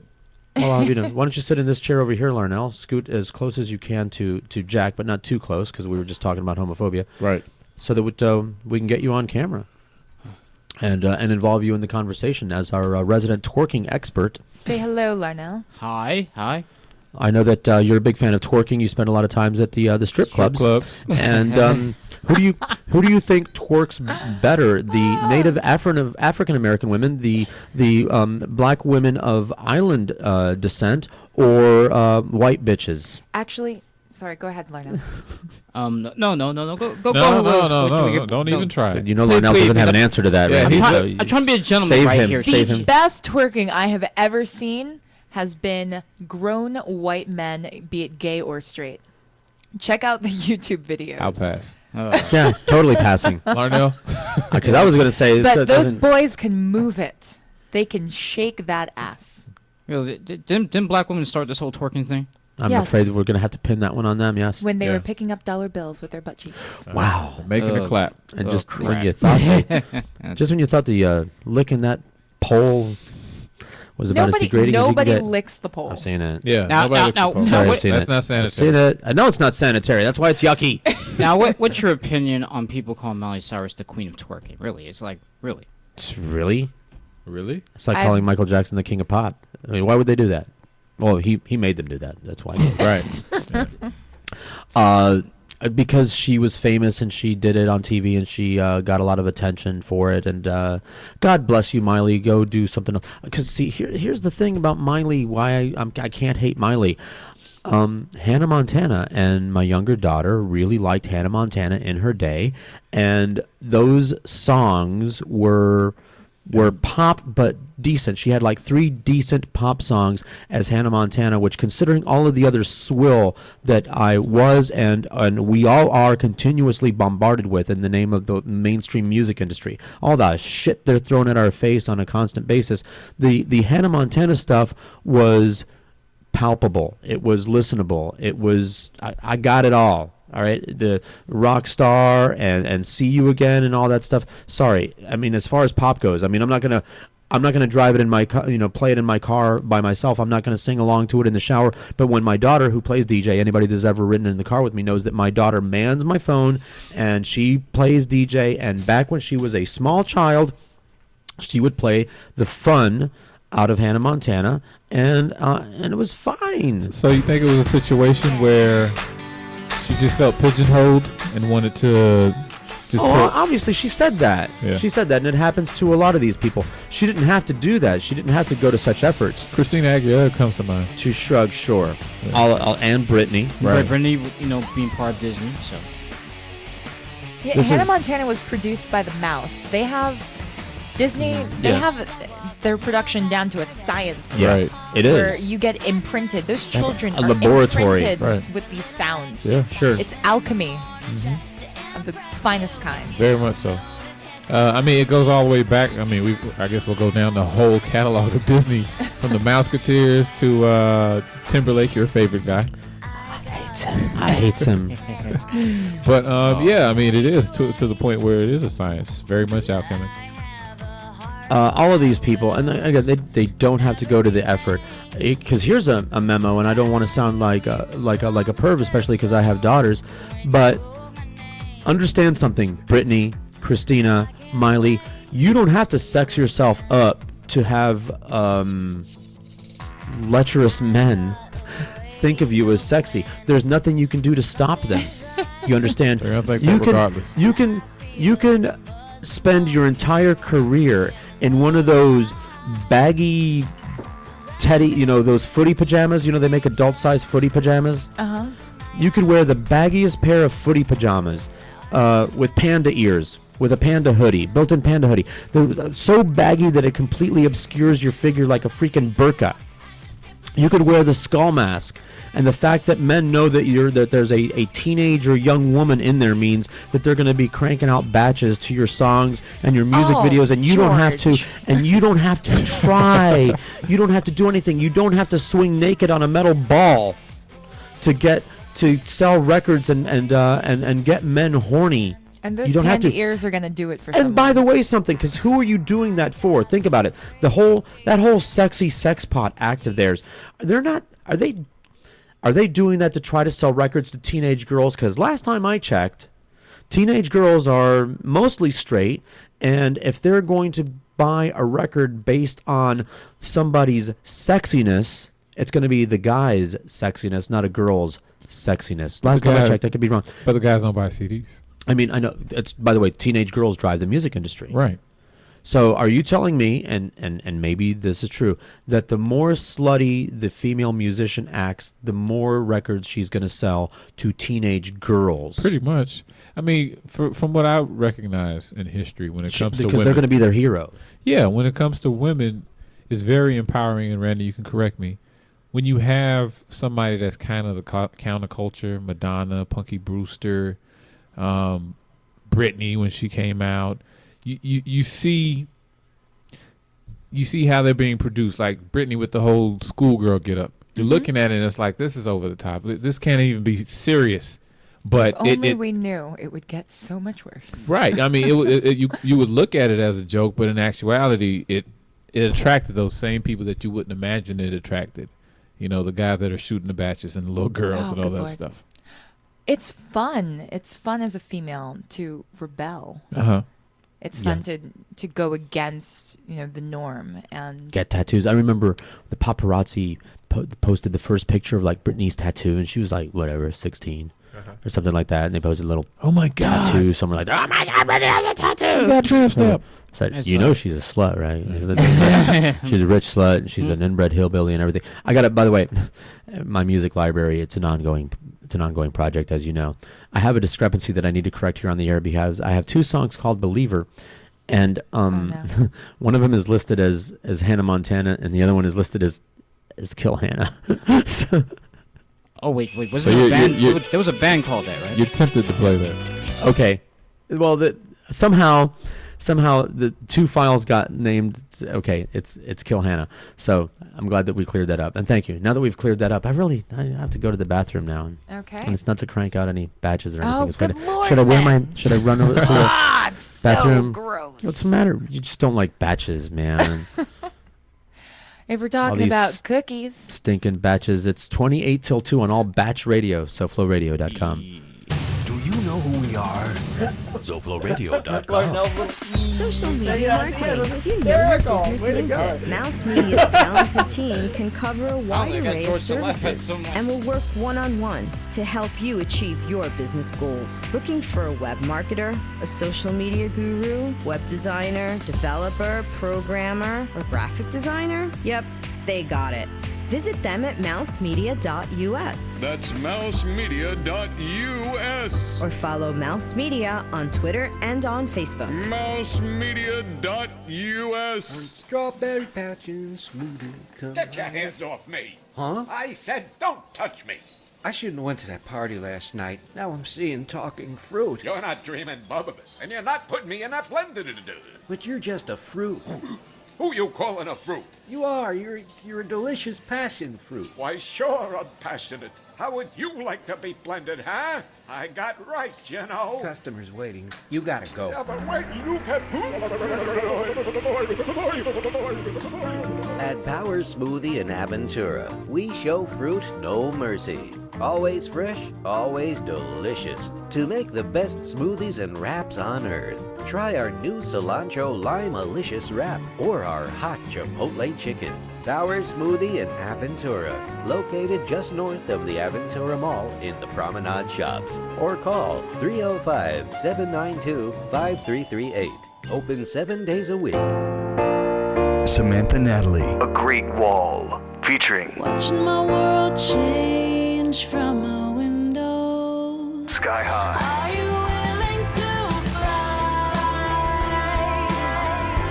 Let yourself In 1993. you and me, and a bottle from 1993. Samantha Natalie, A Great Wall. Available now on iTunes. Go to SamanthaNatalieMusic.com. I am the voice of terrestrial radio. Internet radio will not succeed. You will continue listening to sports, right-wing talk, and mayonnaise FM. If you disobey, we will punish you with more right-wing talk, sports, and mayonnaise FM. We are corporate, ergo, we are never wrong. Listen and obey. Listen and obey. Shut it down, evil foe, for I am SoFloRadio.com, and I'm here to give back what people want to hear. A variety of entertainment, fresh music, comedy, and different points of view. I own you. Oh, your fart-radiating suit and tie don't frighten me, old chum.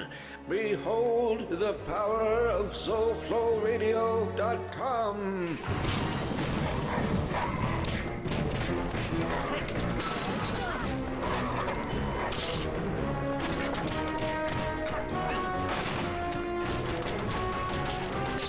My balls are falling off. You only had one, my evil friend.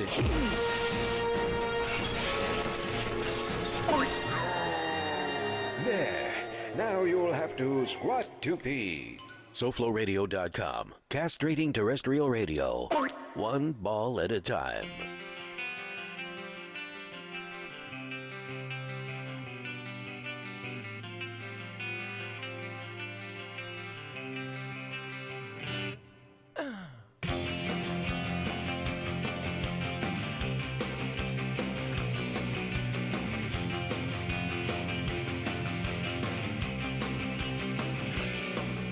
Take it from me, she said, you're not the most romantic guy that I've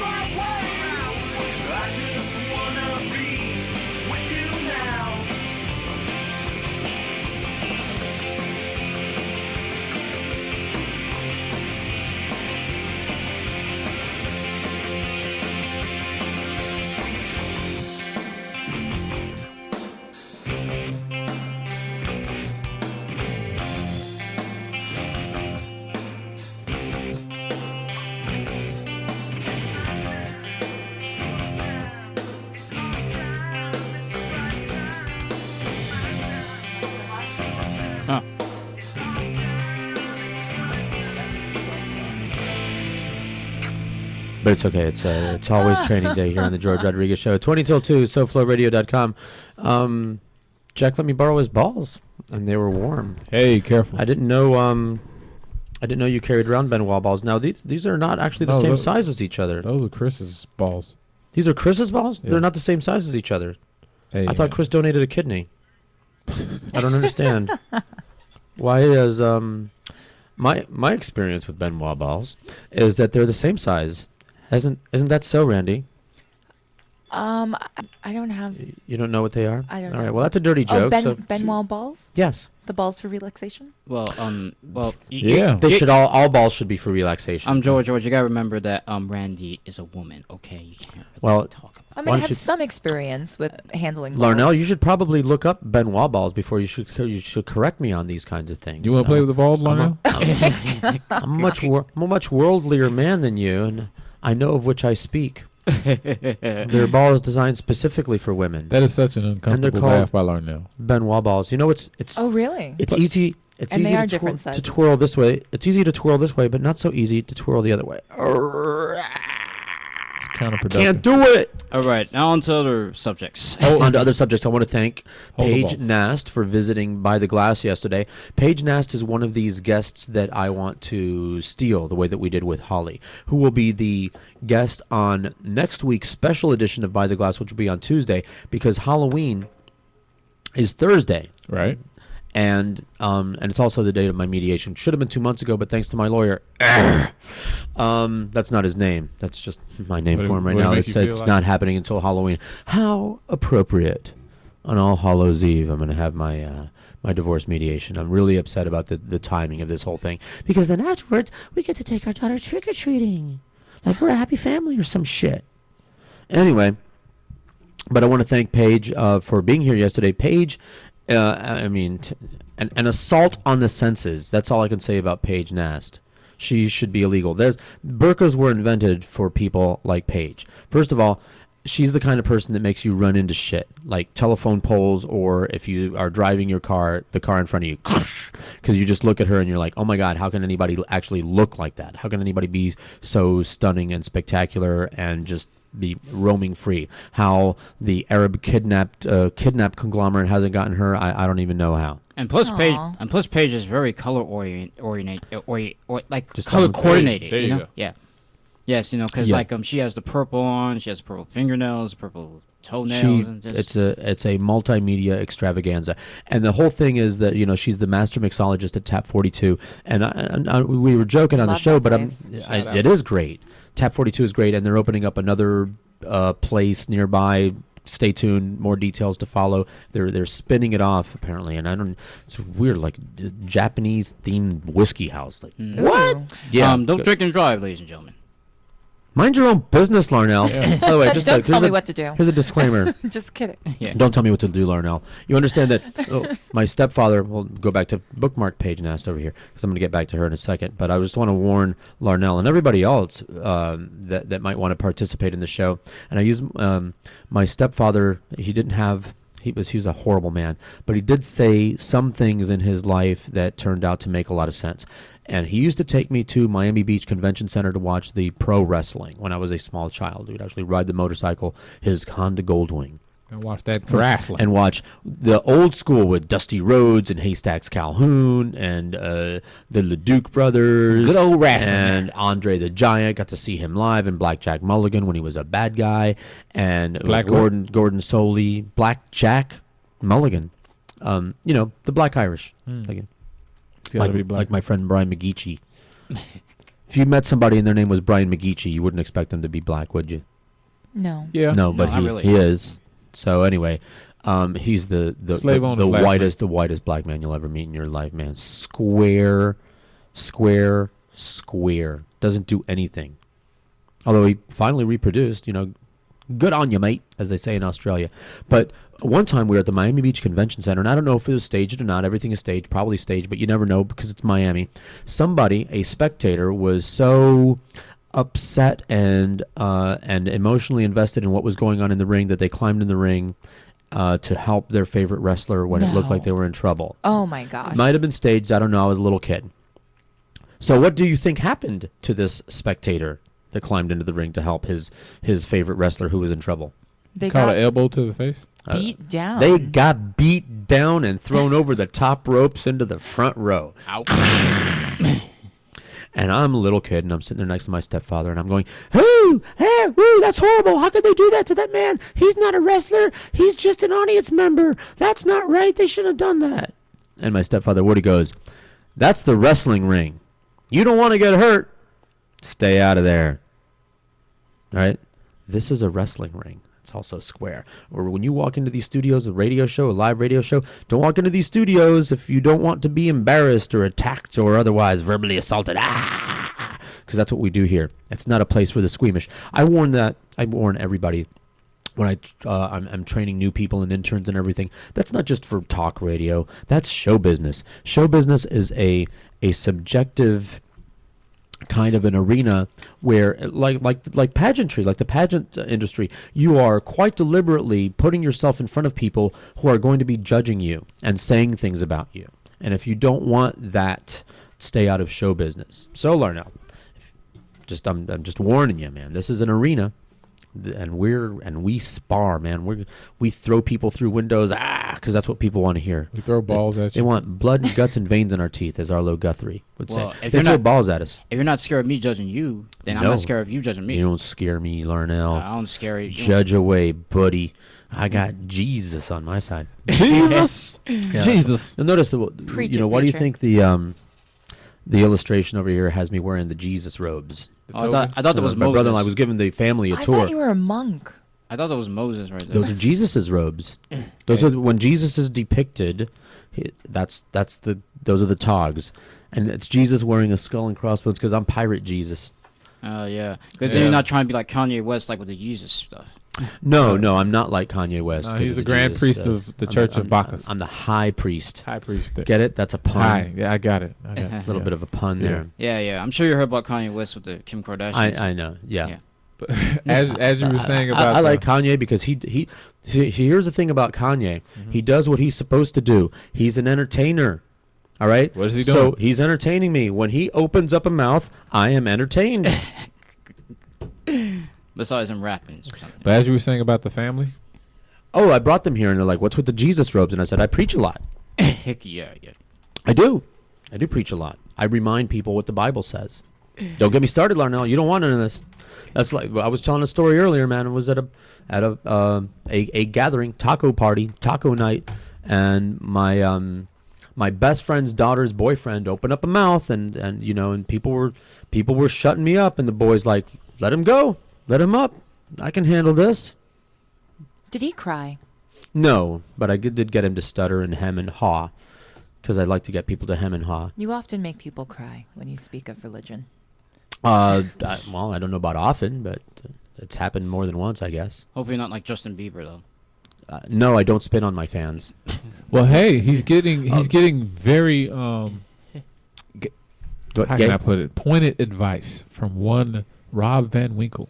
Really? Also known as Vanilla Ice. Yes. Hey, he's teaching him not to be douchey at such a young age. What a great And idea. he should know. He should know. Exactly. I used to be a douche, and now I wish I had a job, so don't be a douche. Oh, no, he has plenty of money. Yeah. You know he has some special... Justin will be fine, because Justin, unlike Rob, has some actual musical talent. Oh, wait, I correct myself. Did you hear any of the subsequent Vanilla Ice stuff? I actually played some on the radio 100 years ago. Yeah, I heard like 50 It versions. was kind of rocky. Yeah, I heard like 50 versions of Ice Ice Baby. No, he put out some original stuff and nobody paid any attention to it because it was him. Yeah, he's better off. I think he's a contractor of some kind. Something. Anyway, he put out a record. It was rock music. I got to find it. I'll find it and I'll bring it in. I can't play it on the show because I don't want to play copywritten stuff. Right. But I'll sneak it in while we're in the car and you're going to go, "What?" So I don't know if it was him, if somebody else produced it for him or something. But the Justin spitting. Did I bring this up on the show before? Remember that picture that was running around of Justin Bieber spitting on his fans? No. Anyway, he was hanging over a balcony, and he's up there with a whole bunch of his entourage. Everybody was wearing a hat backwards, a flat-brimmed back. Excuse me. Everyone was wearing a flat-brimmed cap with the label still on it, in some direction other than forward. And all of them were also holding their cell phones in their hand for extra coolness. And the pictures was a segment of Justin Bieber spitting on his fans. They showed the spit, loogie falling, and then his fans down, the little girls under the balcony going, eeeew. And the guy that posted the picture was really funny. His comment, the guy that posted the picture that when I saw it, he said was, "I'm starting to like this guy. For one thing, he spits on Justin Bieber fans." So, anyway, I thought that was cute. Meanwhile, back to Paige Nast. This is a person, talk about a keeper and her boyfriend. I want to thank him. I think it's the same guy that gave me my most prized possession, my trash tray, as I call it. You've seen it. It looks like a giant chalice, my big cigar ashtray that you ring it like a bell. It's got a rampant lion on it. It's a big black ashtray, all metal and beautiful.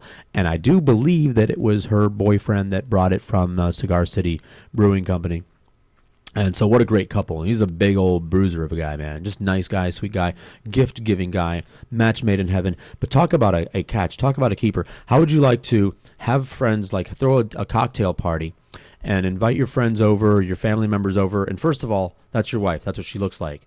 And, that would be good. I mean, she could stand perfectly still. It could be a statue that looked like Paige Nast. And it would be good enough to impress all your friends and family. But no, there's more. We're going to be enjoying a wonderful home-cooked meal that she's going to cook because she's a great cook.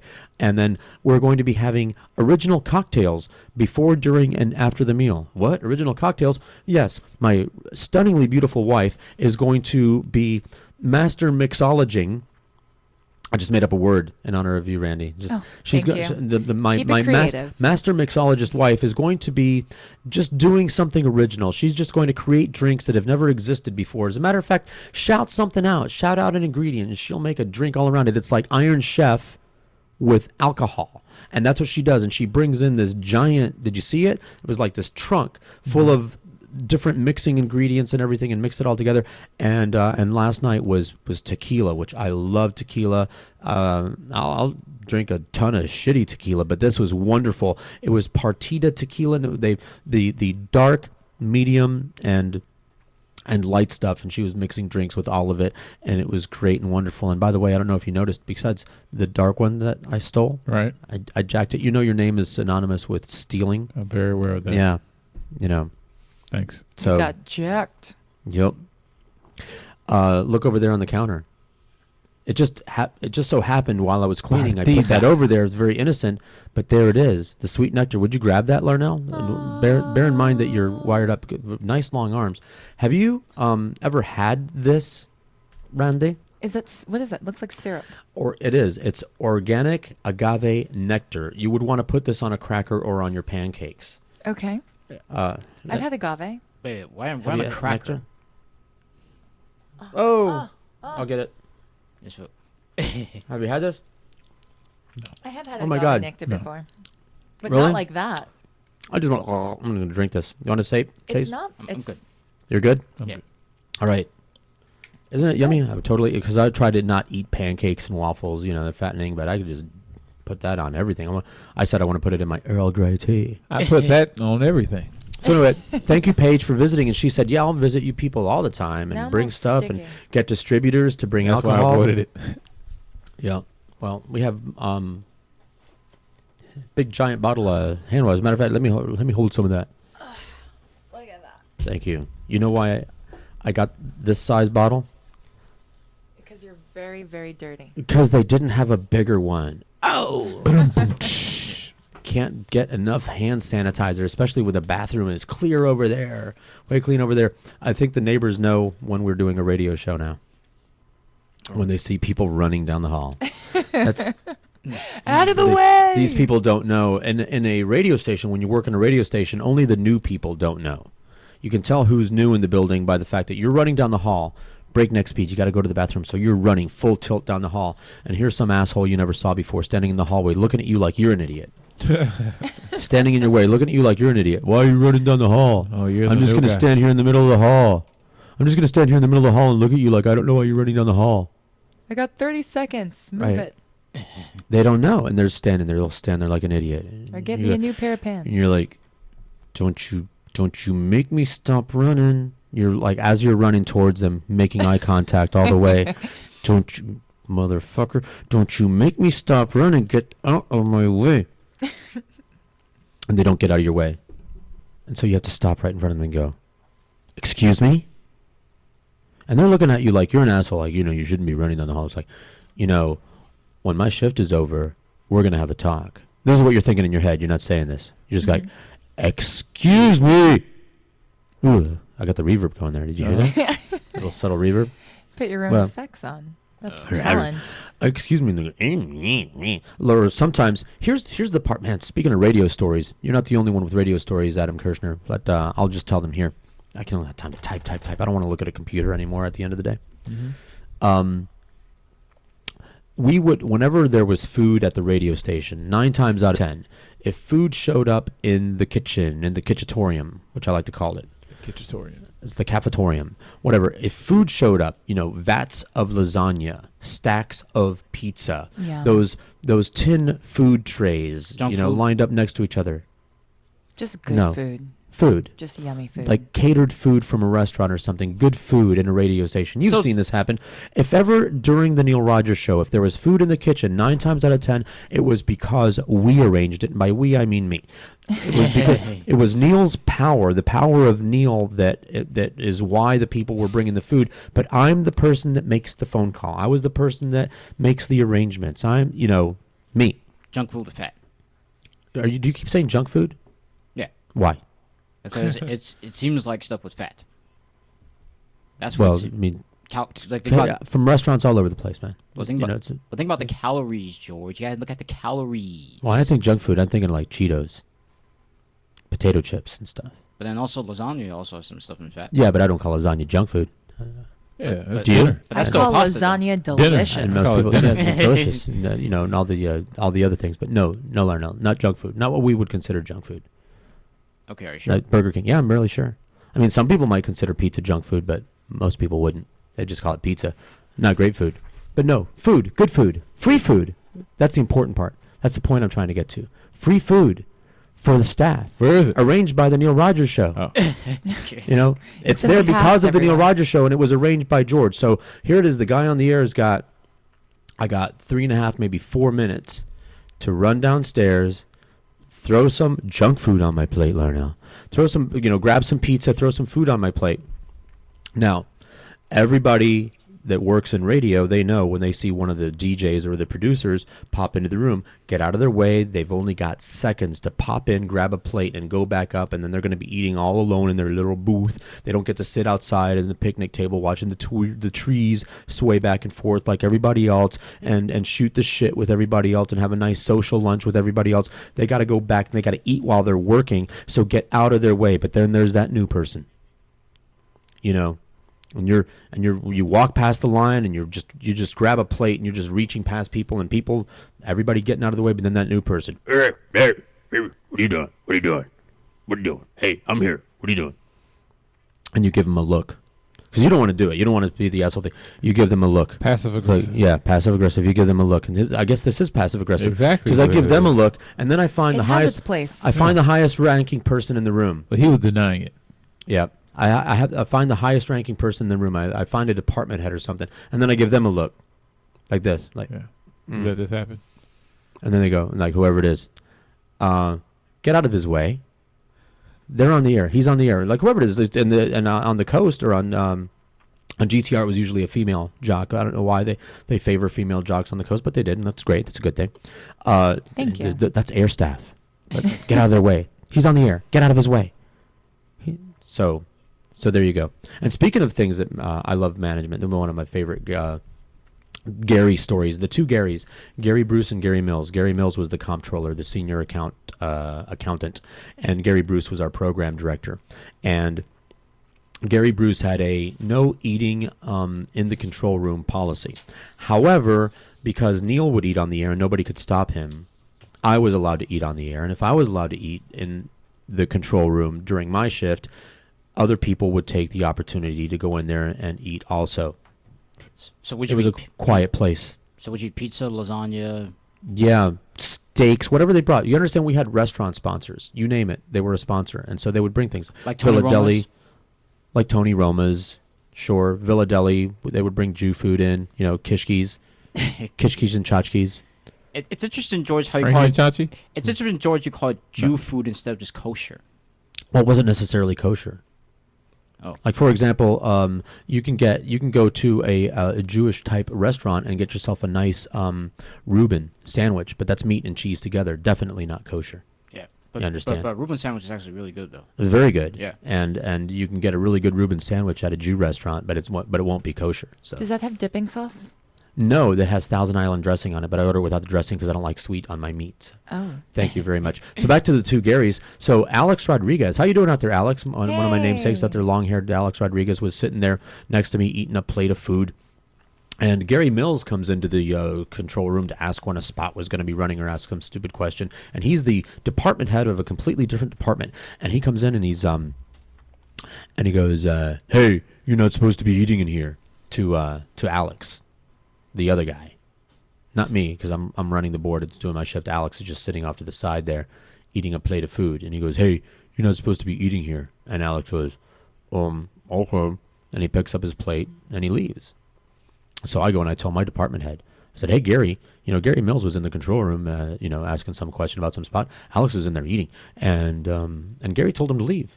And Gary Bruce goes, "Oh, really? Huh. Thank you." And he went downstairs into Gary Mills' office and closed the door behind him and cussed him out and chewed him out. He goes, "Hey, why don't you boss your people around? I'll boss my people around. How's that? You stay out of my department. As a matter of fact, why don't you what are you doing in my control room? What are you doing in my control room? You got business in my control room. You come see me. You can talk to my staff. You got something to say to my staff? Come talk to me about it, and then I'll decide whether or not I want to say that to my staff. You talk to your staff. I'll talk to my staff. All right, buddy? Have a nice day." I thought that was really wonderful. Yes. Another Gary story. I forget who it was. Neil was ripping a sales rep one day. Sales rep asked for it. Went into the studio, which is not allowed to be there, before the show, and gave Neil some shit about they wanted Neil to do some spot for some client, and Neil didn't want to do it because it was something that Neil didn't believe in, like laser surgery on your eyeballs or something like that. Or cruise ships. He didn't believe in stuff like that. How do you not believe in cruise ships? Pardon? How do you not believe in cruise ships? He believed that they existed. Take them down to the port. Look, there's one right there. There it is, right. They really do exist. They're there. Yes. In fact, they do exist. No, he didn't believe that they were a good deal. He didn't believe in cruising. I know. Not on ships. Oh. Yes. He thought that cruise ships were a very bad deal. He thought that the food was crappy. And if you're having a bad time, you're a captive audience. You just got to stay there and have a bad time. And he had no desire to go on a cruise. So I don't remember exactly what business it was that they were touting to Neil at the time. But he said no. And the salesperson, did the wrong thing by saying, "Oh, come on. Oh, come on." So Neil gets on the air and insults the salesperson. Salesperson goes and cries to our department head, Gary Bruce. And Gary Bruce says, he used the Godfather line, as a matter of fact. I wish I could find it in here. I might. The whole you can act like a man. It's not there. I don't have these. I got to load up a whole bunch of drops into my computer over here so that I can play them. You saw the Godfather, Randy, did you not? Larnell, everybody, you got to see it. No, I had a very sheltered childhood. Oh well, I saw parts. Well, you got to see it. It's like the best movie. The first two. Don't watch the third one. I saw like. I can make you an offer. I can make you an offer. I can make you. No, that's not what he said.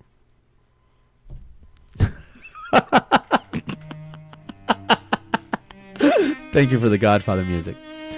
I'll make him an offer he can't refuse.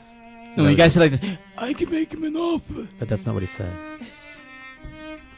No. He said, "I'll make him an offer he can't." That's the voice they said. That's the voice. That's the voice. I'm trying to get you to quote it correctly. Okay. I make you an offer. Well, you're a Cuban. You can't do this, but I can't. You can't. Trust me. Oh, that sounds like that sounds very racist. I could do a better Don Corleone in my sleep, Larnell. Larnell Cross. Yeah. You should see The Godfather. It's a staple. You're missing out on so many jokes if you can't. Anyway, Don Vito said you can act like a man and slapped Al Martino in the face, and that's what Gary Bruce did with the salesperson, except without the slapping. He didn't slap him in the face. He just said, "You take it like a man," which I know might be a gay comment also. But that, to his credit, the program director, Neil, he was going crying to the program director, Neil, say something. Neil, you got to say something, Neil. Neil's insulting me. He goes, oh, take it like a man. And that's and by the way, stay out of my rooms. If you don't want Neil to insult you, stay away from Neil. It's as simple as that. And the salespeople, and I warned this guy, the salespeople, they don't have to approach Neil. You can talk to me. And Gary would say that. Go talk to George. George is nice. George won't insult you. George won't even tell Neil that you asked him that stupid question.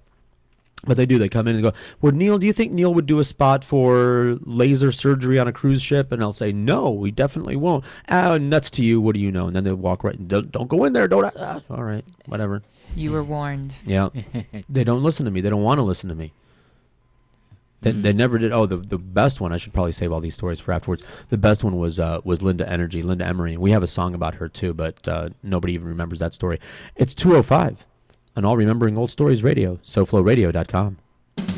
Longer, firmer, and fully packed with flavor.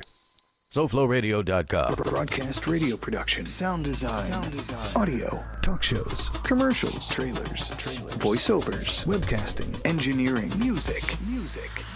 Learn how for a lot less than $10,000. Send a text to 954-803-9717. That's 954-803-9717.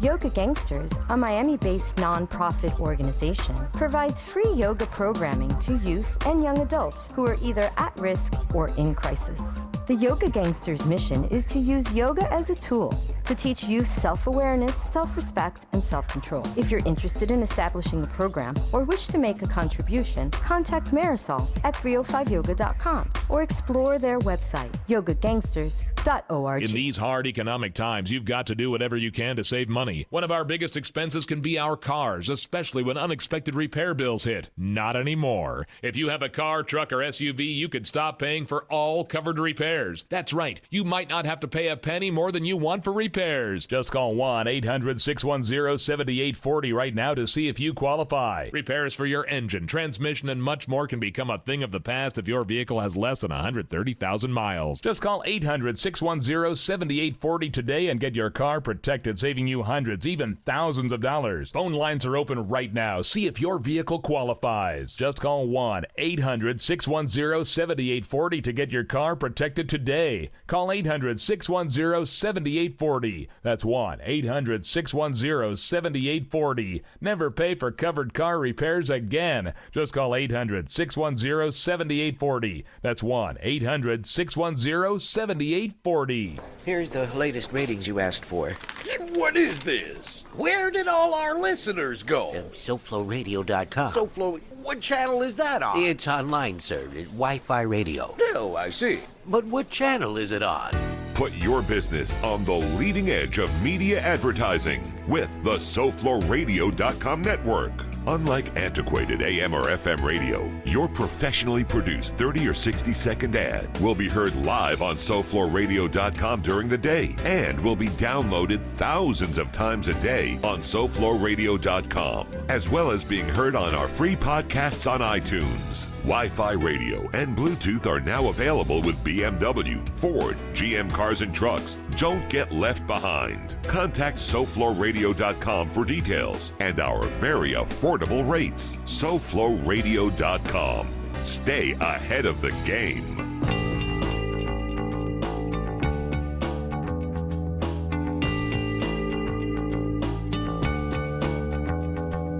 Break me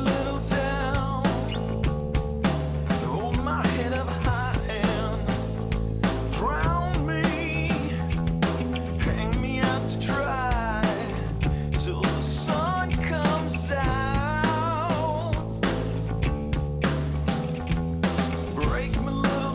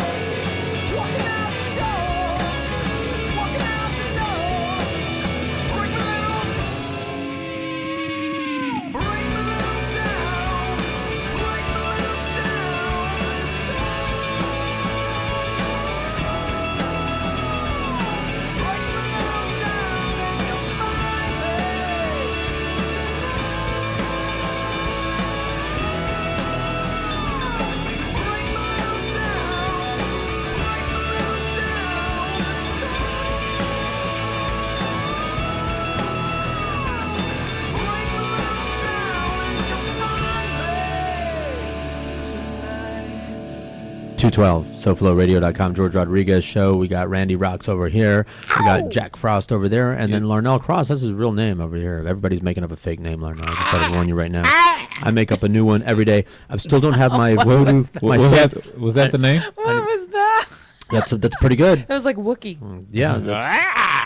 No, I was like, hey! Yeah. There we go. Yeah. Okay. Yeah. You go with it, Larnell. Yes. You go. You go, Do boy. it. Rock it. Absolutely. No, he actually made that Are you going to be a particular character this Halloween, Larnell? I'll take that as a no. No, I don't really have an idea. At first, I thought I was going to be like a preacher guy or somebody in a robe. What a great idea! Like that, you know. Have you seen the Catholic priest with the little boy attached to his crotch Halloween costume? Oh my gosh, George! The best one since That's a hot seller. That's a hot seller. Oh my gosh, George! It totally outsold Pregnant Nun. Bad George. Bad George. No, I'm not bad. The priests are bad. I'm good. Ask God. Ivan good. God likes me. Doesn't like priests. Oh boy. We're still waiting to install. See, I don't rape children. We're still waiting to install the God phone, by the way. The God phone? If I'm going to move the God phone over here, I have to find a replacement for the cubby over there in the apartment. Like maybe a Virgin Mary, some sort of Santeria shrine, something like that. You got options. You could put up like a little booth right there. I could. Or else, just get a different God phone. You know what God's gonna say to you, George, on your answer machine? Yes, I do. Yes, hello, Talks to me all the time. Yes, it's like yes, this is God. Yeah, George, I think you're a bad person, and I think you're going to down to the fire. No. God wouldn't say that. Doesn't say that to me at all. I talk to God all the time, and I know that God's cool with me and not with people that have sex with little boys. Same. So that's why I know. I like that God. That I'm on the right side of the moral issue. Some moral things are very clear cut for me. Very obvious. Like, do you think that that when you die that you're going to be standing before God and he's going to be asking you some questions? Do you believe that that's going to happen to you, Larnell? Oh. Yes or no? Yes. Because I behave as if that's going to happen to me. Do you believe that, you're going to be standing before the throne of God and God's going to ask you some questions? Oh, God's going to be the judge. Yes, exactly. Going to be the judge. And he's going to be asking you questions and you're going to be answering them. Do you think that's going to happen? I believe God's the judge. That's what I can Right, say. but that's what it means. You're going to all right. Let's try this again. Do you believe that God is going to be asking you questions? Yes. Yes. If God asks you, "Hey, do you believe that I set children on fire?" If God asks you if you believe that he sets children on fire, what are you going to say? That's like human sacrifice. No. Now you're rewriting the question. Hey, Larnell, do you believe that God sets children on fire? No. That God sets children on fire. There's babies over there. I'm going to set them on fire. I would say no. No, but the Bible says he does. But that's why it's called sacrifice. No. The Bible says that God rained fire down upon 2 cities once upon a time. Lots of babies are in cities. Yes. Right. So do you believe that story? Do you believe that God rains fire down upon cities and kills all the babies in the cities? Blasphemer. Well, I do believe like Jesus came down. No. See, why are you avoiding the question? God's gonna be so cool. I did not avoid the question. Do you believe that God rains fire down on children? Well, God is a person that you see sins. You're totally passing I'm not trying to pass the that's question. a yes or no. It's a yes or no question. This is how they would do it on CNN. When they ask you a yes or no question and you don't answer yes or no, they go back to the question. But you gotta explain the No, answer, you don't. not just trying to scapegoat the. It's very simple. Watch. I'll show you how it's done. Ask me, Jack. Ask me that question about the fire and shit. Why would God do that? That's not the question. Do you believe that God sets babies on fire? I was going to say that, but I was going to, paraphrase. So go ahead. No, don't paraphrase it. Is that all right? Nope, Can I do that? Nope. Just ask me the question straight up. Do you think God would? No. See how easy that is? God does. I don't believe that God sets babies on fire. Okay. Do you? No. But the Bible says he does. But you see what happens right there? No, I don't. By explaining the answer, it's almost like, oh, let's attack that person. When they say, I'm no, not attacking it's like, anybody. I'm attacking the Bible. The Bible says that God sets babies on fire. But at the same time, you were attacking me. No, not really. No, you weren't answering Nothing the question. personal. Unless you want to take it Nothing personal. personal. Don't get upset. You took a trolley ride around the answer. No. I was trying to explain. Go There's ahead. a difference between explaining. Explain it. All right. I know what you're trying to do. What is that? What am I trying to do? You're trying to twist around my answer. No, you're no. trying to twist. That's we what haven't you're heard the answer I yet. haven't- to we're twist still waiting. anything. I tried Exactly. to explain the answer. Explain it then. We're here. You know what's the problem with you people? You people. What's that supposed to It's mean? like reverse racism right Man, there. if I, Oh yeah, like I'm black. Like hey, I'm trying to throw You stones people. at black Oh. people. You know. The Oh my Bi- gosh, there's a Cuban here. Well, I'm trying to like put him back I'm to waiting- Cuba and all that I'm stuff. waiting Like, for ship the him back right for the there. explanation. Like, The Bible says that God sets babies on fire. Uh-huh. well, Do you like, believe that story? No. Okay, that was easy. That's That all- was that's all very he had to simple. say. There you go. But then you say like it's in the Bible, but that's going back to the Old Testament. The New Testament is very different because God is love. Because again, Jesus is a person that showed love to children, showing the example of God and showing that these people without sin, you know, Preach, it's- brother Lionel. you know, can be able to be shown love. Because before, God was a person that just looked at people and all they saw is their sin. Not really so much of them being able to come to Jesus. Hallelujah. Being able to, like, be able to transform. Because in the past, like, you know, was God a person of transformation back in the Old Testament? Tell me that. Was God a person of transformation back in the Old Testament? In the Bible? That doesn't. Was God a person of transformation? I don't think you Did know God- what that means. Like it's like a transformer. I'm Like you I'm turn into asking a you car? the question, George. You can teach me, okay? I'm asking you the question. I don't understand the question. Well, Was okay. God a person of transformation? Okay, wait. Because Let me- it's very simple. See, people like to say that God is perfect, and you cannot separate the Old Testament from the New Testament. And I know both of them very well, and I know everything that Jesus said, and I could quote chapter and verse and everything like that. What Jesus said and what Jesus did doesn't change whether or not you believe that God is the kind of creature, because God and Jesus are supposed to be one. They're you know, father and son, and whatever, however you want to slice it or dice it. You either believe that God is the kind of being that creates life and then burns it or drowns it, or you don't. And if you believe that God is not that kind of being, then you can't believe that the Bible is the Word of God. You see, it's as simple as that. Because you can't just say, I'm only going to believe the New Testament and the Old Testament. Jesus upheld the Old Testament. Jesus said in the book of Matthew, I come not to overturn the law of Moses, but to uphold it. And whoever changes one jot or one tittle, which are the tiniest little markings of Hebrew writing, just so you know, jot and tittle actually mean something. Whosoever changes one jot or one tittle shall be least in the kingdom of heaven, meaning he rubber stamped the law of Moses. He rubber stamped the Old Testament. He rubber stamped the scriptures. He believed it and he followed it. Jesus endorsed the Old Testament. You cannot just take the Bible and rip it in half and throw away the Old Testament, because the New Testament came from the Old Testament. Jesus and all of his apostles were Jewish. They believed the Old Testament. So you cannot separate those two things. You either believe the stories in the Bible or you don't. That's the question that I'm asking you, Larnell. See? It's as simple as that. If you believe that the Bible is the Word of God, then you have to believe that God drowns babies, because that's what the book says. And he burns babies with fire, and he tells one group of people to slaughter another group of people, including their babies. And I personally get all bent out of shape when I think about babies drowning or burning or getting cut up. Okay? That's all I'm trying to say. See, But there you hey, go, what about making that people Paige cry Nast, again. man? I'm not crying. I'm kidding. I make people cry all the time. You know who I want to make cry, though? I wrote this down because this mask inspired me. I'm changing the subject because I don't want Larnell to cry. Okay. The cat lady.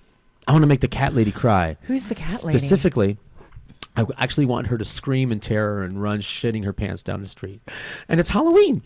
So I'm hoping that the cat lady, because cats are kind of Halloween associated, right? The black cats? Yeah. Look. Yeah. See what he did right Yeah, there? Again. That wasn't me. I didn't want to say I w- anything. I was just going to I said cats. You heard me say cats. He said black cats. And all of a sudden, it's got to be black.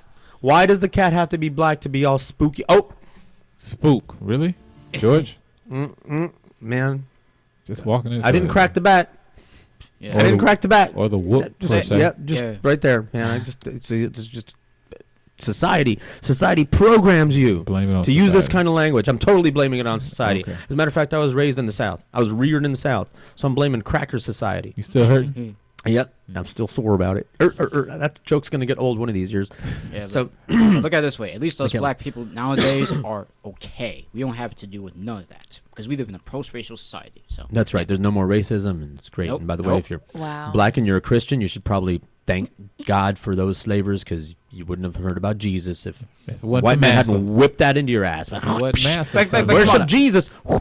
Christians are the most kindest people. They would never do that. You know, Of like course why? not. Why do you think Christians are people Yep. that help? Christians are people That's- that actually go out there and say, you know what? We are not going to have this. We are not going to have slavery. this We're not down. going to have discrimination. And also, too, we're going to be people that try to help the poor and help the Right, homeless. Larnell knows Understand- sarcasm. People, That's you good. I'm have writing to that down. understand Are your you pulling my leg? Christianity. Nothing wrong with Larnell. Look, Sarcasm, let me tell you sarcasm meter I or love it. generator. Yeah. That's excellent. Because I came from the church, all right? I know what's going on. You know? Excellent. Yeah. So the cat lady. Did I not mention the cat lady? She drives around the neighborhood feeding the stray cats, and we all hate the cat lady because the cat lady brings cats. We have cats spraying the tires. There's cat shit everywhere, and all right. I don't want bad things to happen to the cats, but cats, of all of the stray types of animals, cats are fine, man. Cats can climb trees and get the birds. Cats can catch mice and rats. Cats are built predators. You ever take a newborn kitten and a newborn puppy? You ever encounter them both at the same time? Yeah. You ever pick up like a fresh newborn puppy with that puppy smell? Oh, yeah. Oh, my Is anything more helpless? No. Have you ever picked up a newborn kitten? It'll fuck you up. It's born with claws and teeth, and if you don't hold it the right way, it's gonna dig pointy things into you. Let me tell you something. I'll be scared of the dog rather than the cat. Right. So, Yeah. well, yeah, but I'm talking about kittens. So cats in the wild are very capable of. I don't want there to be stray cats and spay and neuter your cats and all these other things that Bob Barker. Yeah. all of these things. Do all of these things, and we supported abandoned pet rescue. I don't want bad things to happen to the cats, but I don't want these cats multiplying and shitting all over the place and spraying my tires and nasty. And there's cats swarming all over the block, the block that I live on, and it's because the cat lady stops and feeds the cats, and the lady at the apartments next door, I There's saw one in every neighborhood. driving off the cat lady. The cat lady was parked in front of the parking lot of the apartments next door, and I was driving by one day and I saw one of the ladies that lives there chasing the cat lady away, like, you're bringing all these cats around here. Go feed the cats in your own neighborhood. God damn it! And so now the cat lady goes a little bit further down the block. Like my block is like a 2-block block, So it's a double length. So she's just like a block down the block in front of some abandoned lot or something. And that's where she opens up the back of her SUV. I think she's got like it looks like a Santa Fe. It looks like a Hyundai Santa Fe. Okay. Now the cat lady is short and squat. She's like 4x4. She's like 4 feet tall and 4 feet wide. She's she just an this old lady? roly-poly. She looks like Veruca Salt from Willy Wonka. Oh, okay. Just She looks like a Guatemalan. She's a squat guat. So and I see the back of the SUV is open, and she's got these big old tubs and bags of cat food, and she's spreading it around with the lid, and she's putting cat food out in different places because she can't just put it all in one place because all the cats congregate. So she's putting different piles and bowls and paper plates of cat food all around, feeding the cats, and the cats are swarming from everywhere. So now this Halloween, I'm thinking this particular outfit right here, what I'm wearing, this mask right here. Yeah. And I put on an all black outfit. Maybe I have a hooded cloak. A hooded cloak? A cloak, like a cape, with a hood. So you're gonna be a superhero? Well, this year I am going to be a superhero. Thank you for reminding me. I'm going to be Mike Hawk. But more on that later, because Randy's going to be my date, maybe. We're going to talk about that. I just sent my nephew a text. Platonic date, everyone. Platonic date. Arm candy Randy. So It's work. It's work. So I'm thinking of wearing this mask and then the hooded cloak and then creeping up on the side of the car that she's not on.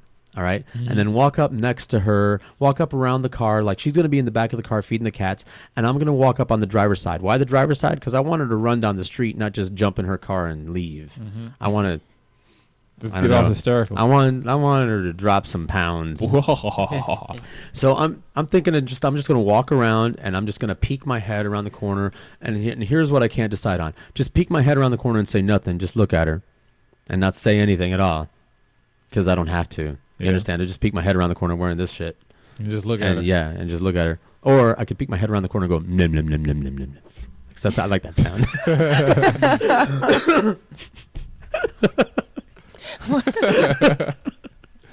I like that sound. Ooh, that's very scary, George. I don't know what that. Yeah, I'm you don't think like, so? I'm gonna scare your ass, Larnell. You just wait.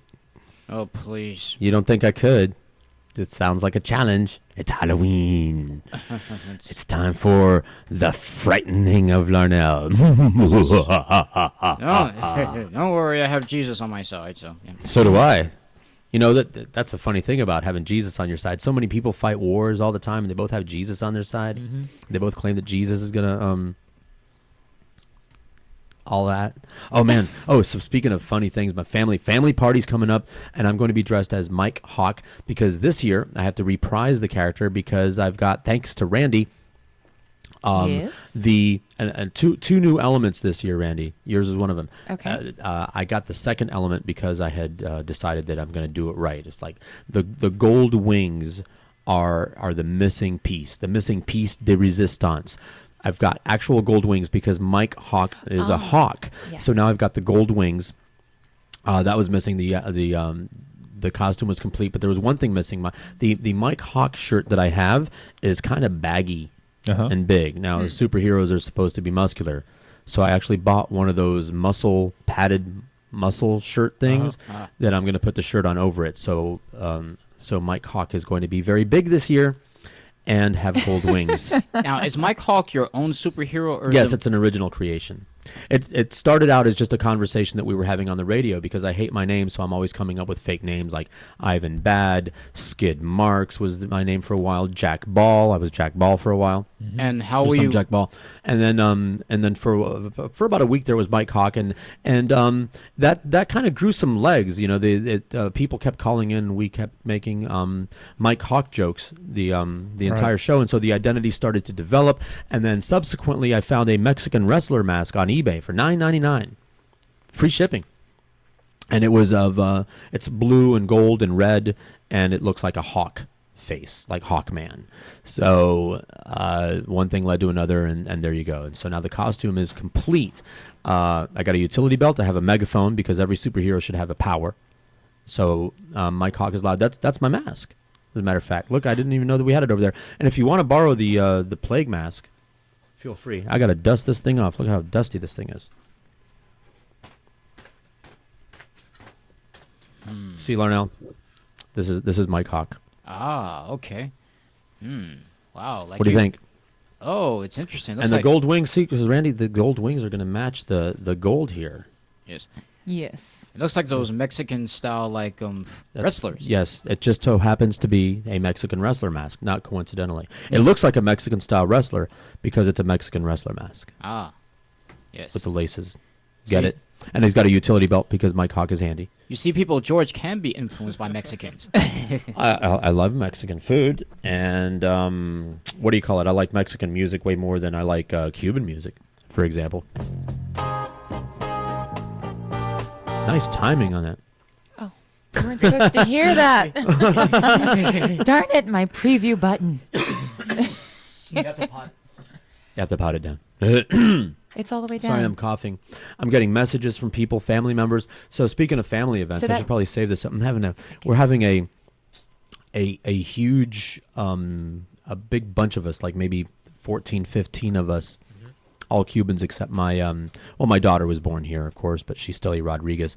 But my son-in-law now, we're all going to be converging on the house in North Carolina in the middle of the hills.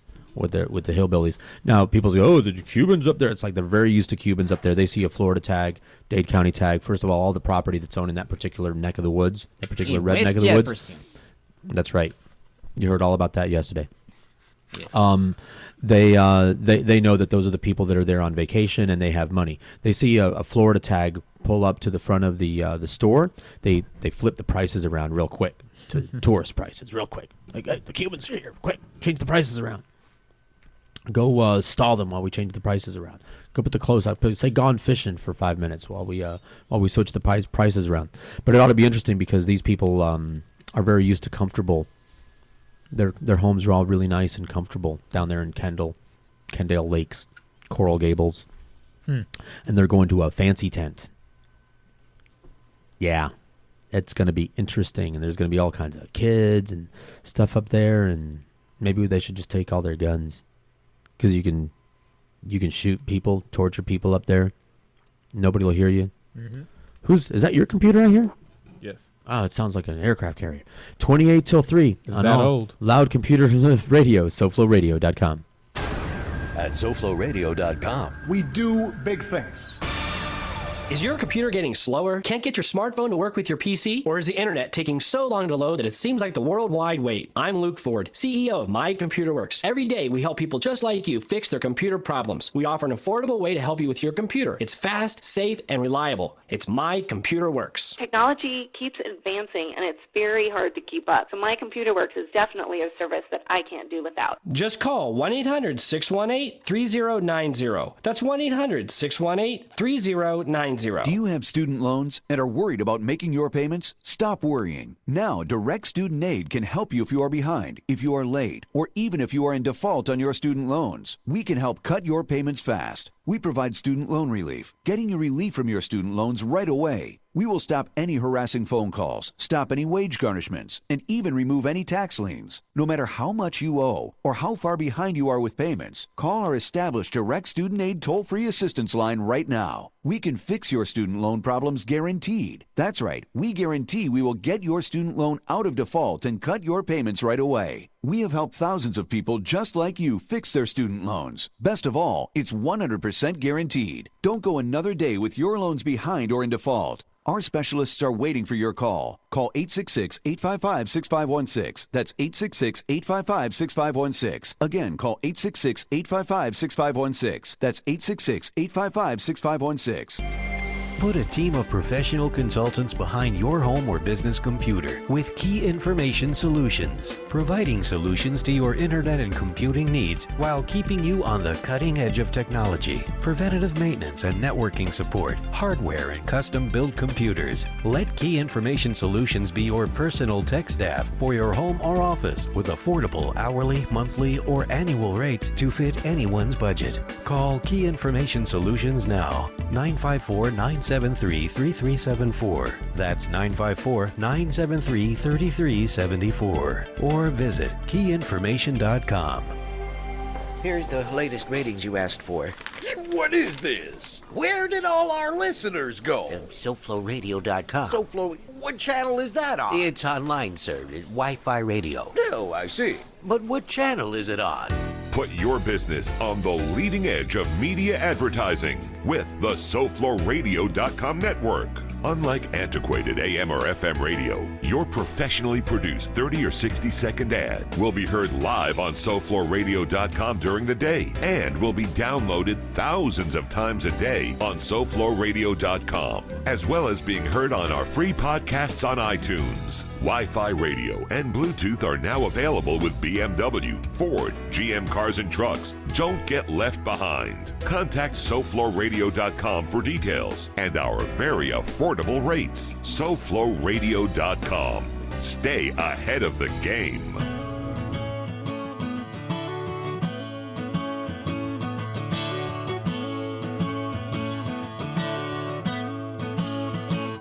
Day one.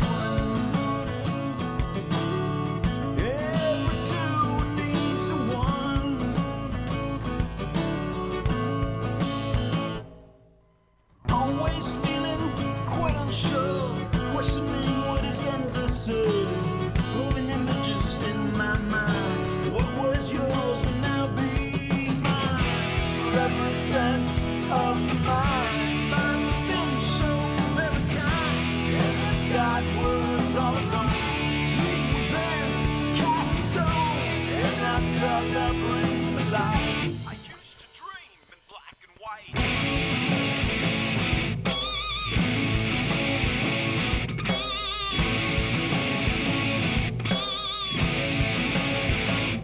Day two. Yeah, everything happens to you.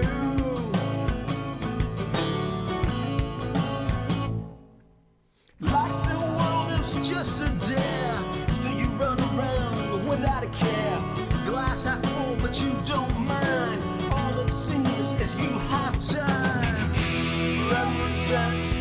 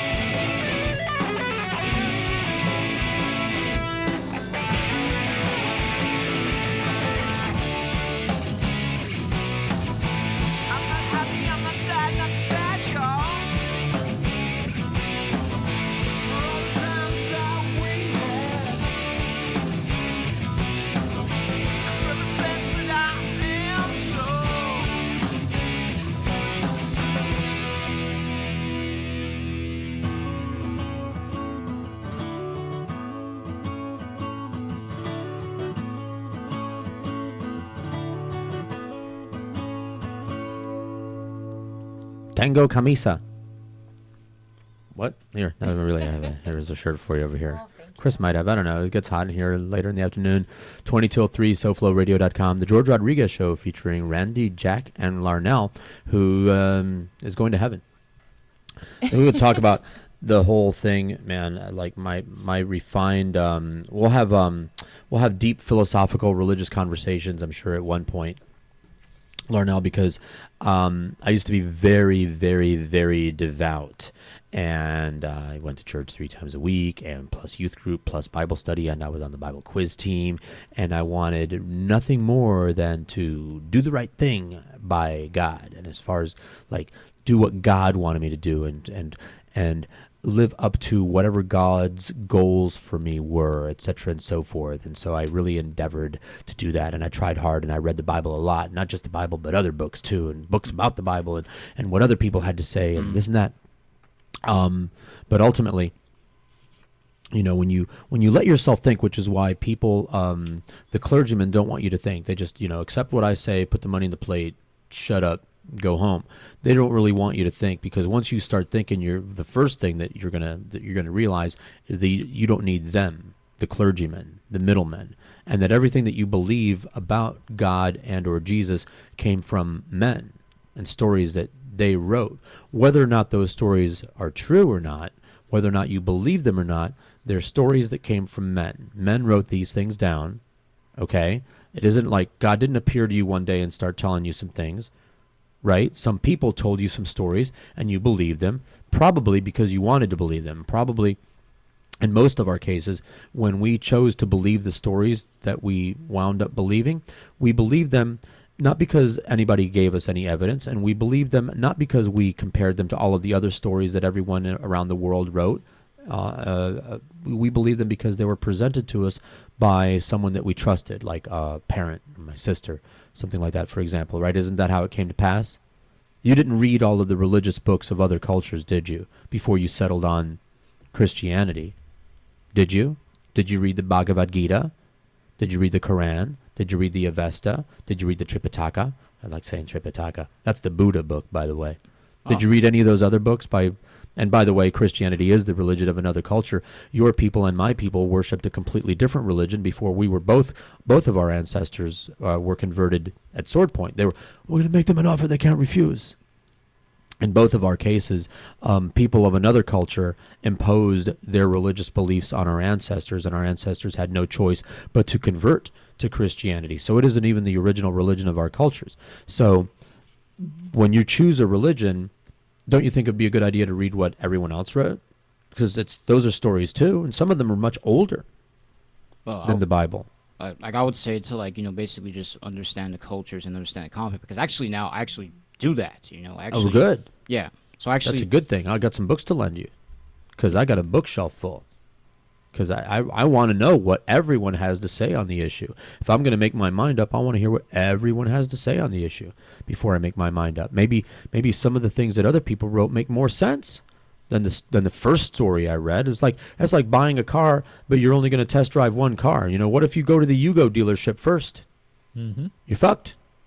What if you're going to buy a car, you're just going to go to one dealership that only sells one car, and you're only going to test drive one car, and the salesperson, obviously, he wants to sell you that car, so he's going to say, you don't want to test drive any other car.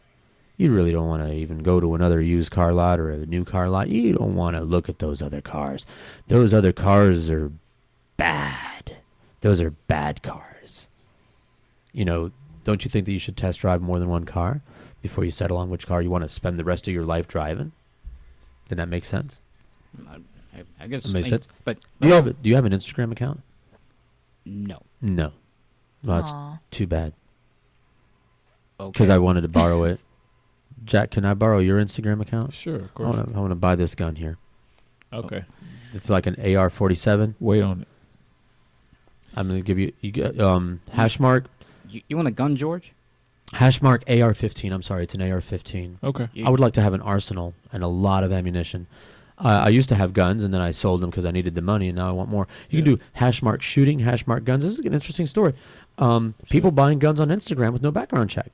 What? Right, look. I didn't know you could buy things off of Instagram. I thought it was on Pinterest. There you go. Buying guns on Instagram. Wow. I would like something in a 9mm. If you could find something like that for me, do some price comparison. I'm fond of Browning, but I'm not like married to Browning. I just I had a friend that had a Browning 9mm, and he used to lend that to me because I had I had the two extremes. I had a little Ruger 22 target pistol and a Remington 2500 12 gauge riot shotgun with an extended magazine and the police pistol grip for blowing things up. So I really didn't have anything in between those. Oh, damn. Wow, look at that. That was 17,000 people that have posted that hashtag AR-15. AR-15. Oh my gosh. Oh, wow. Dang. That's nice. A lot of enthusiasts. While I'm looking for yeah. guns, man, This is I stopped- America. Listen, why screw around with that Browning? I would like a 9mm Glock because, man, having a gun that's half plastic. I mean, you might think that that's chintzy, but that's so handy. That's so handy in a lot of ways when you break it down and take it apart. It makes it so easy to sneak through places, like especially those pain in the ass metal detectors they got at schools now. But the other thing that I want is But it's to keep kids safe, though. yes, of course. I know. You want the kids to be safe. Because you got kids, George. You Of won't want course. your I know. You got to wait for them to get out before you shoot them. Oh wow, George. Well, notice it's That's- Halloween and I'm wearing somebody my death call- mask over here. Yes, somebody called child services Kevin. right now. Yeah, no. I'm not going to shoot my kids. Come on. I'm talking I'm just about. talking about, you hear a lot of bullying in the news. I got a solution to that. What? Blow them off?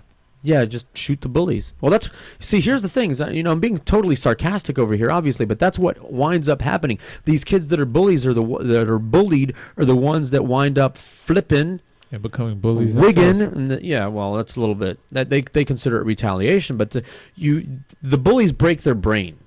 The bullies cause them to snap, like they get pushed so hard, and then their brains snap, and then they flip out. That's nervous breakdown takes on a more than one.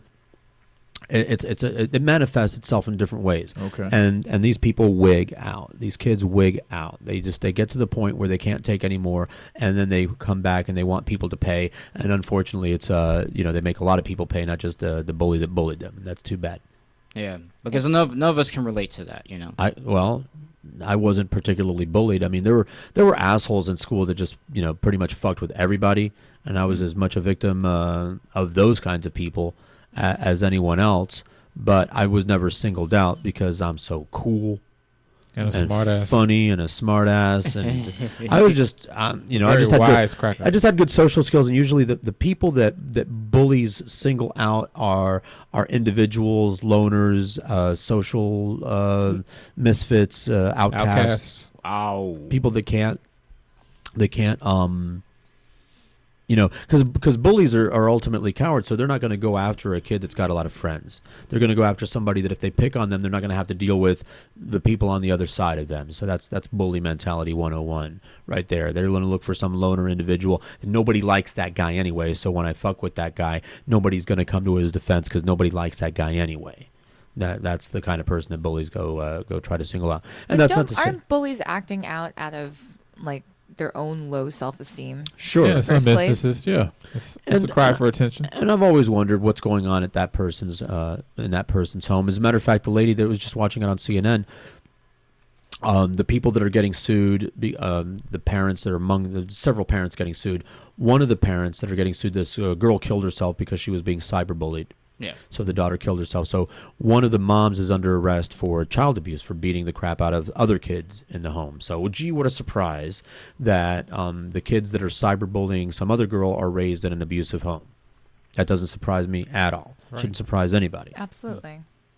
Cat lady. Nom, nom, nom, nom, nom, nom, nom. Seriously, I can't wait. You just stand there. The children need. I think everyone needs more encouragement and lessons in self-respect. There you go, Randy. Yes. I definitely agree with you, Randy. People just need to be encouraged. I don't think there is enough encouragement or appreciation of the positive things that we have to learn from each other. I love you so much now. And Randy. I believe Yay. that when Thank a you. child is bullied, that the child that is bullied should go home and tell his mother and or father or both And then the mother and or father should hire a goon to go to the house of where the bully lives, and the goon should beat the crap out of the parents. Yeah.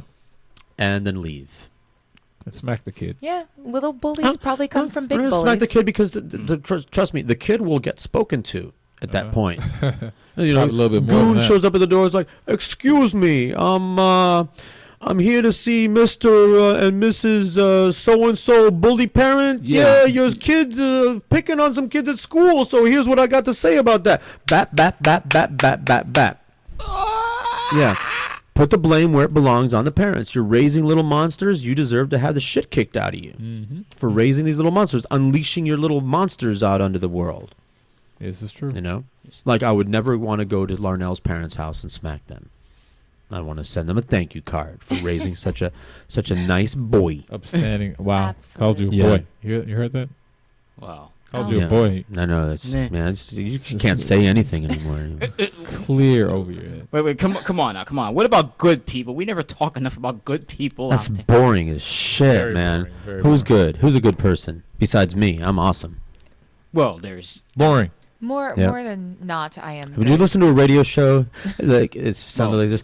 "Randy, you're so awesome. And I love George, you." you're awesome Oh, too. thank you. Thank you for noticing that I'm awesome. No, You're the really best, more awesome. No, you're the George. best, You're Randy. so You're like awesome. pretty Can and I you be your smell friend? good. Yeah, well, I thought we George, were friends. We're gonna be you're You so know what? funny. You know what? You're kind of Both like, for you are super awesome. oh no, Jack, you are. Oh, You guys. no. I think I just threw up in my mouth. I know. Yeah. That's too bad because we were just about to talk about Larnell and how awesome he is. But Larnell is It's like awesome. such totally awesome. So awesome. So awesome. Awesomer. yes. Awesomer. So nobody likes that. You know, the Neil Rogers show, you look, there's a picture of Neil on the wall over there to remind me. You know, what Neil would do is rip shit up all day long and rip people. And it didn't matter if he knew anything about it or not. He would just hear about something. Like, he could have just heard about pomegranates for the first time. They suck. Pomegranates, they suck. And people who eat them, they suck worse. Yes. Fucking pomegranates. What was the Yeah. last thing Neil said before he died? I don't know. Bap, bap, bap, bap, bap, bap, Are you going to make a death joke about Neil over here in front of Neil Rogers' audience over here? Are you going to make a death joke?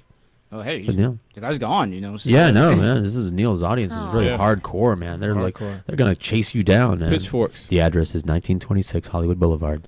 Larnell Cross with two 209 L's. Larnell Cross. He's With two L's. got a plaid shirt. I'd say he's the black guy, but it's like I got to really narrow that down. Now, Yeah. Yeah, these days. because you're dealing with 3 black people. Yes. No, but they're coming for you. He's the one in the plaid shirt wearing glasses. Right. Maybe I should call Al Oh Sharpton no, right now. that's me too. Narrow that down. All right, sorry. Maybe I should call Al Sharpton on the fact of like George is being a racist right now. I ain't scared of Al Sharpton. Actually, I actually like Al Sharpton. You know, I totally got over that whole Tawana Brawley thing. And then once by the way, he lost weight and dropped the track suit for a regular suit, and now everything that he says, I want to stand up and applaud, like that. Yeah, but Because he's not wearing a tracksuit. Like that's a coincidence. but I don't he know. but he looks like a puppet now because you know Well, because of his hanging skin and all that. Yeah. That's gonna happen. You need to tighten that shit up. But when he was running for president, not that he had a chance, and it wasn't obviously not because he was black, but because of his history. And I also don't think that people that are reverends, like I don't trust anybody with that. Yeah. That because reverend. The funniest joke I heard about Al Sharpton is like you hear him talk about he's a reverend, but where's his church? Well, it's like the Reverend Jesse Jackson. Where's his church? You know, we can go online and become reverends like in an hour. Yeah.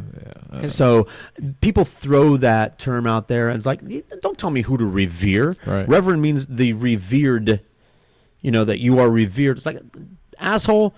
You're listen. Go get a PhD, and I'll call you doctor. That's my deal. All right. But I ain't gonna call you a reverend. Why? Because I'm not gonna revere you because God will tell me who to revere, and He didn't tell me to revere you, asshole. So that's the big problem that I have with that. But it's the things that he was saying on the campaign trail and during the debates and everything, spot on with all of them. And when he's doing the interview show, when he's filling in for whoever, because he fills in for everybody. CNN. Yeah, CNN. I want to amen everything. It's like, go tell it on the mountain. But I want to revere him, as a matter of fact, because of the things that he says politically, not the things that he says about Jesus. Oh, he's on MSNBC right now. No, they took that off our cable. Yeah. Somebody told me that they took that off the basic cable package. Now I get CNN and Fox, and it skips right past headline news and MSNBC. And forget MSNBC because that's like decoy liberal. You're missing all the goodness on Rachel Maddow. I know. I see it on Facebook. People post her clips, so I still get to see that. Don't worry, I still get the best show in the world, The Daily Show. Nice. Oh yeah. For news, we're good. You watch The Daily Show, Larnell? Yeah. Well, good. Yeah. See, I like you. Good. You watch The Daily Show. You're not a Republican. This is a Republican-free zone over here. Well, I'm actually no party affiliate. I can handle the Christians because you don't know better, but the Republicans, man, I don't want to hang around with you people anymore, especially after this whole the whole shutdown thing and how everybody was spinning that. And Ted Cruz and Sarah Palin and all that stuff. I wrote some things down. If you think that calling someone a teabagger is bigoted, you might be batshit crazy. You know that whole Jeff Foxworthy, you might be a redneck if? Yeah. You might be batshit crazy if you think that using the term teabagger is bigoted. You might be batshit crazy if you don't think that Ted Cruz is a paid goon. Who's pulling his strings? The Koch brothers, yep. the Teabagger Party, the Tea Party is all funded by the Koch brothers and Rupert Murdoch and all of these people. They're not grassroots at all. They've got billions of dollars behind backing them, right? And organizing all of these things. They're read my Facebook post. I posted the somebody did a picture called it the Kochtopus. The Koch brothers octopus and all the tentacles and all the companies and all the political organizations that they're funneling their money into. So now that we can buy guns on Instagram, not only do I need me a nice mostly plastic Glock, but those sniper rifles that take apart and break down into all these different parts that you can put into different other things, like the pistol grip goes into a hairdryer. Really? A hair dryer? Yeah, the barrel. You make a golf club out of that. That goes into your golf club bag, and that looks like a golf club. There's a little screw top. You're a major gun enthusiast, George. And a handle on one end. MacGyver. Yeah, they have these things. And I remember all the different pieces. Yeah. They all come into something else. Y'all never watched the James Bond movie? Oh, I've seen those James Bond. Yeah, I saw Octopussy. See? Oh wow, Coctopussy? He's going back. Coctopussy? He's going back. Oh, okay. You want to go that far? The newer. I didn't like the most recent James Bond one, but the Daniel Craig James Bond movies were surprisingly good, and I didn't want to like them because I think he's ugly. You're talking about Skyfall, that recent one. Yeah. Okay. I think. Was Skyfall the most recent one? Yeah, Skyfall. It was the one before that. That was good. What was it? Something with a no. I don't know, but it was very had like parkour in it. It was very like those what's his name? Luc Besson French movies, like District B13 kind of movies. A lot of action, a lot of grit, a lot of fun. Like the Bourne Identity. And by the way, Bourne Identity is I only liked one. Really? Bourne Identity. Not Bourne. The rest of them just. I really hated the second one. The third one was better. Really hated the second one. Really bothered me for the same reason that one Alien movie. They got through the Bourne Identity with his girl and everything, and then in the second one they kill her in the opening credits. And I'm like, what? Why? What? Why did you make me like her? You spent an entire movie liking her. You obviously got the actress. She's there. You cast her. She's there. They could have had this movie, since, by the way, he picks up another girl in the second movie, right, to help him out. So why can't you just use the same girl and now they're continuing to have adventures?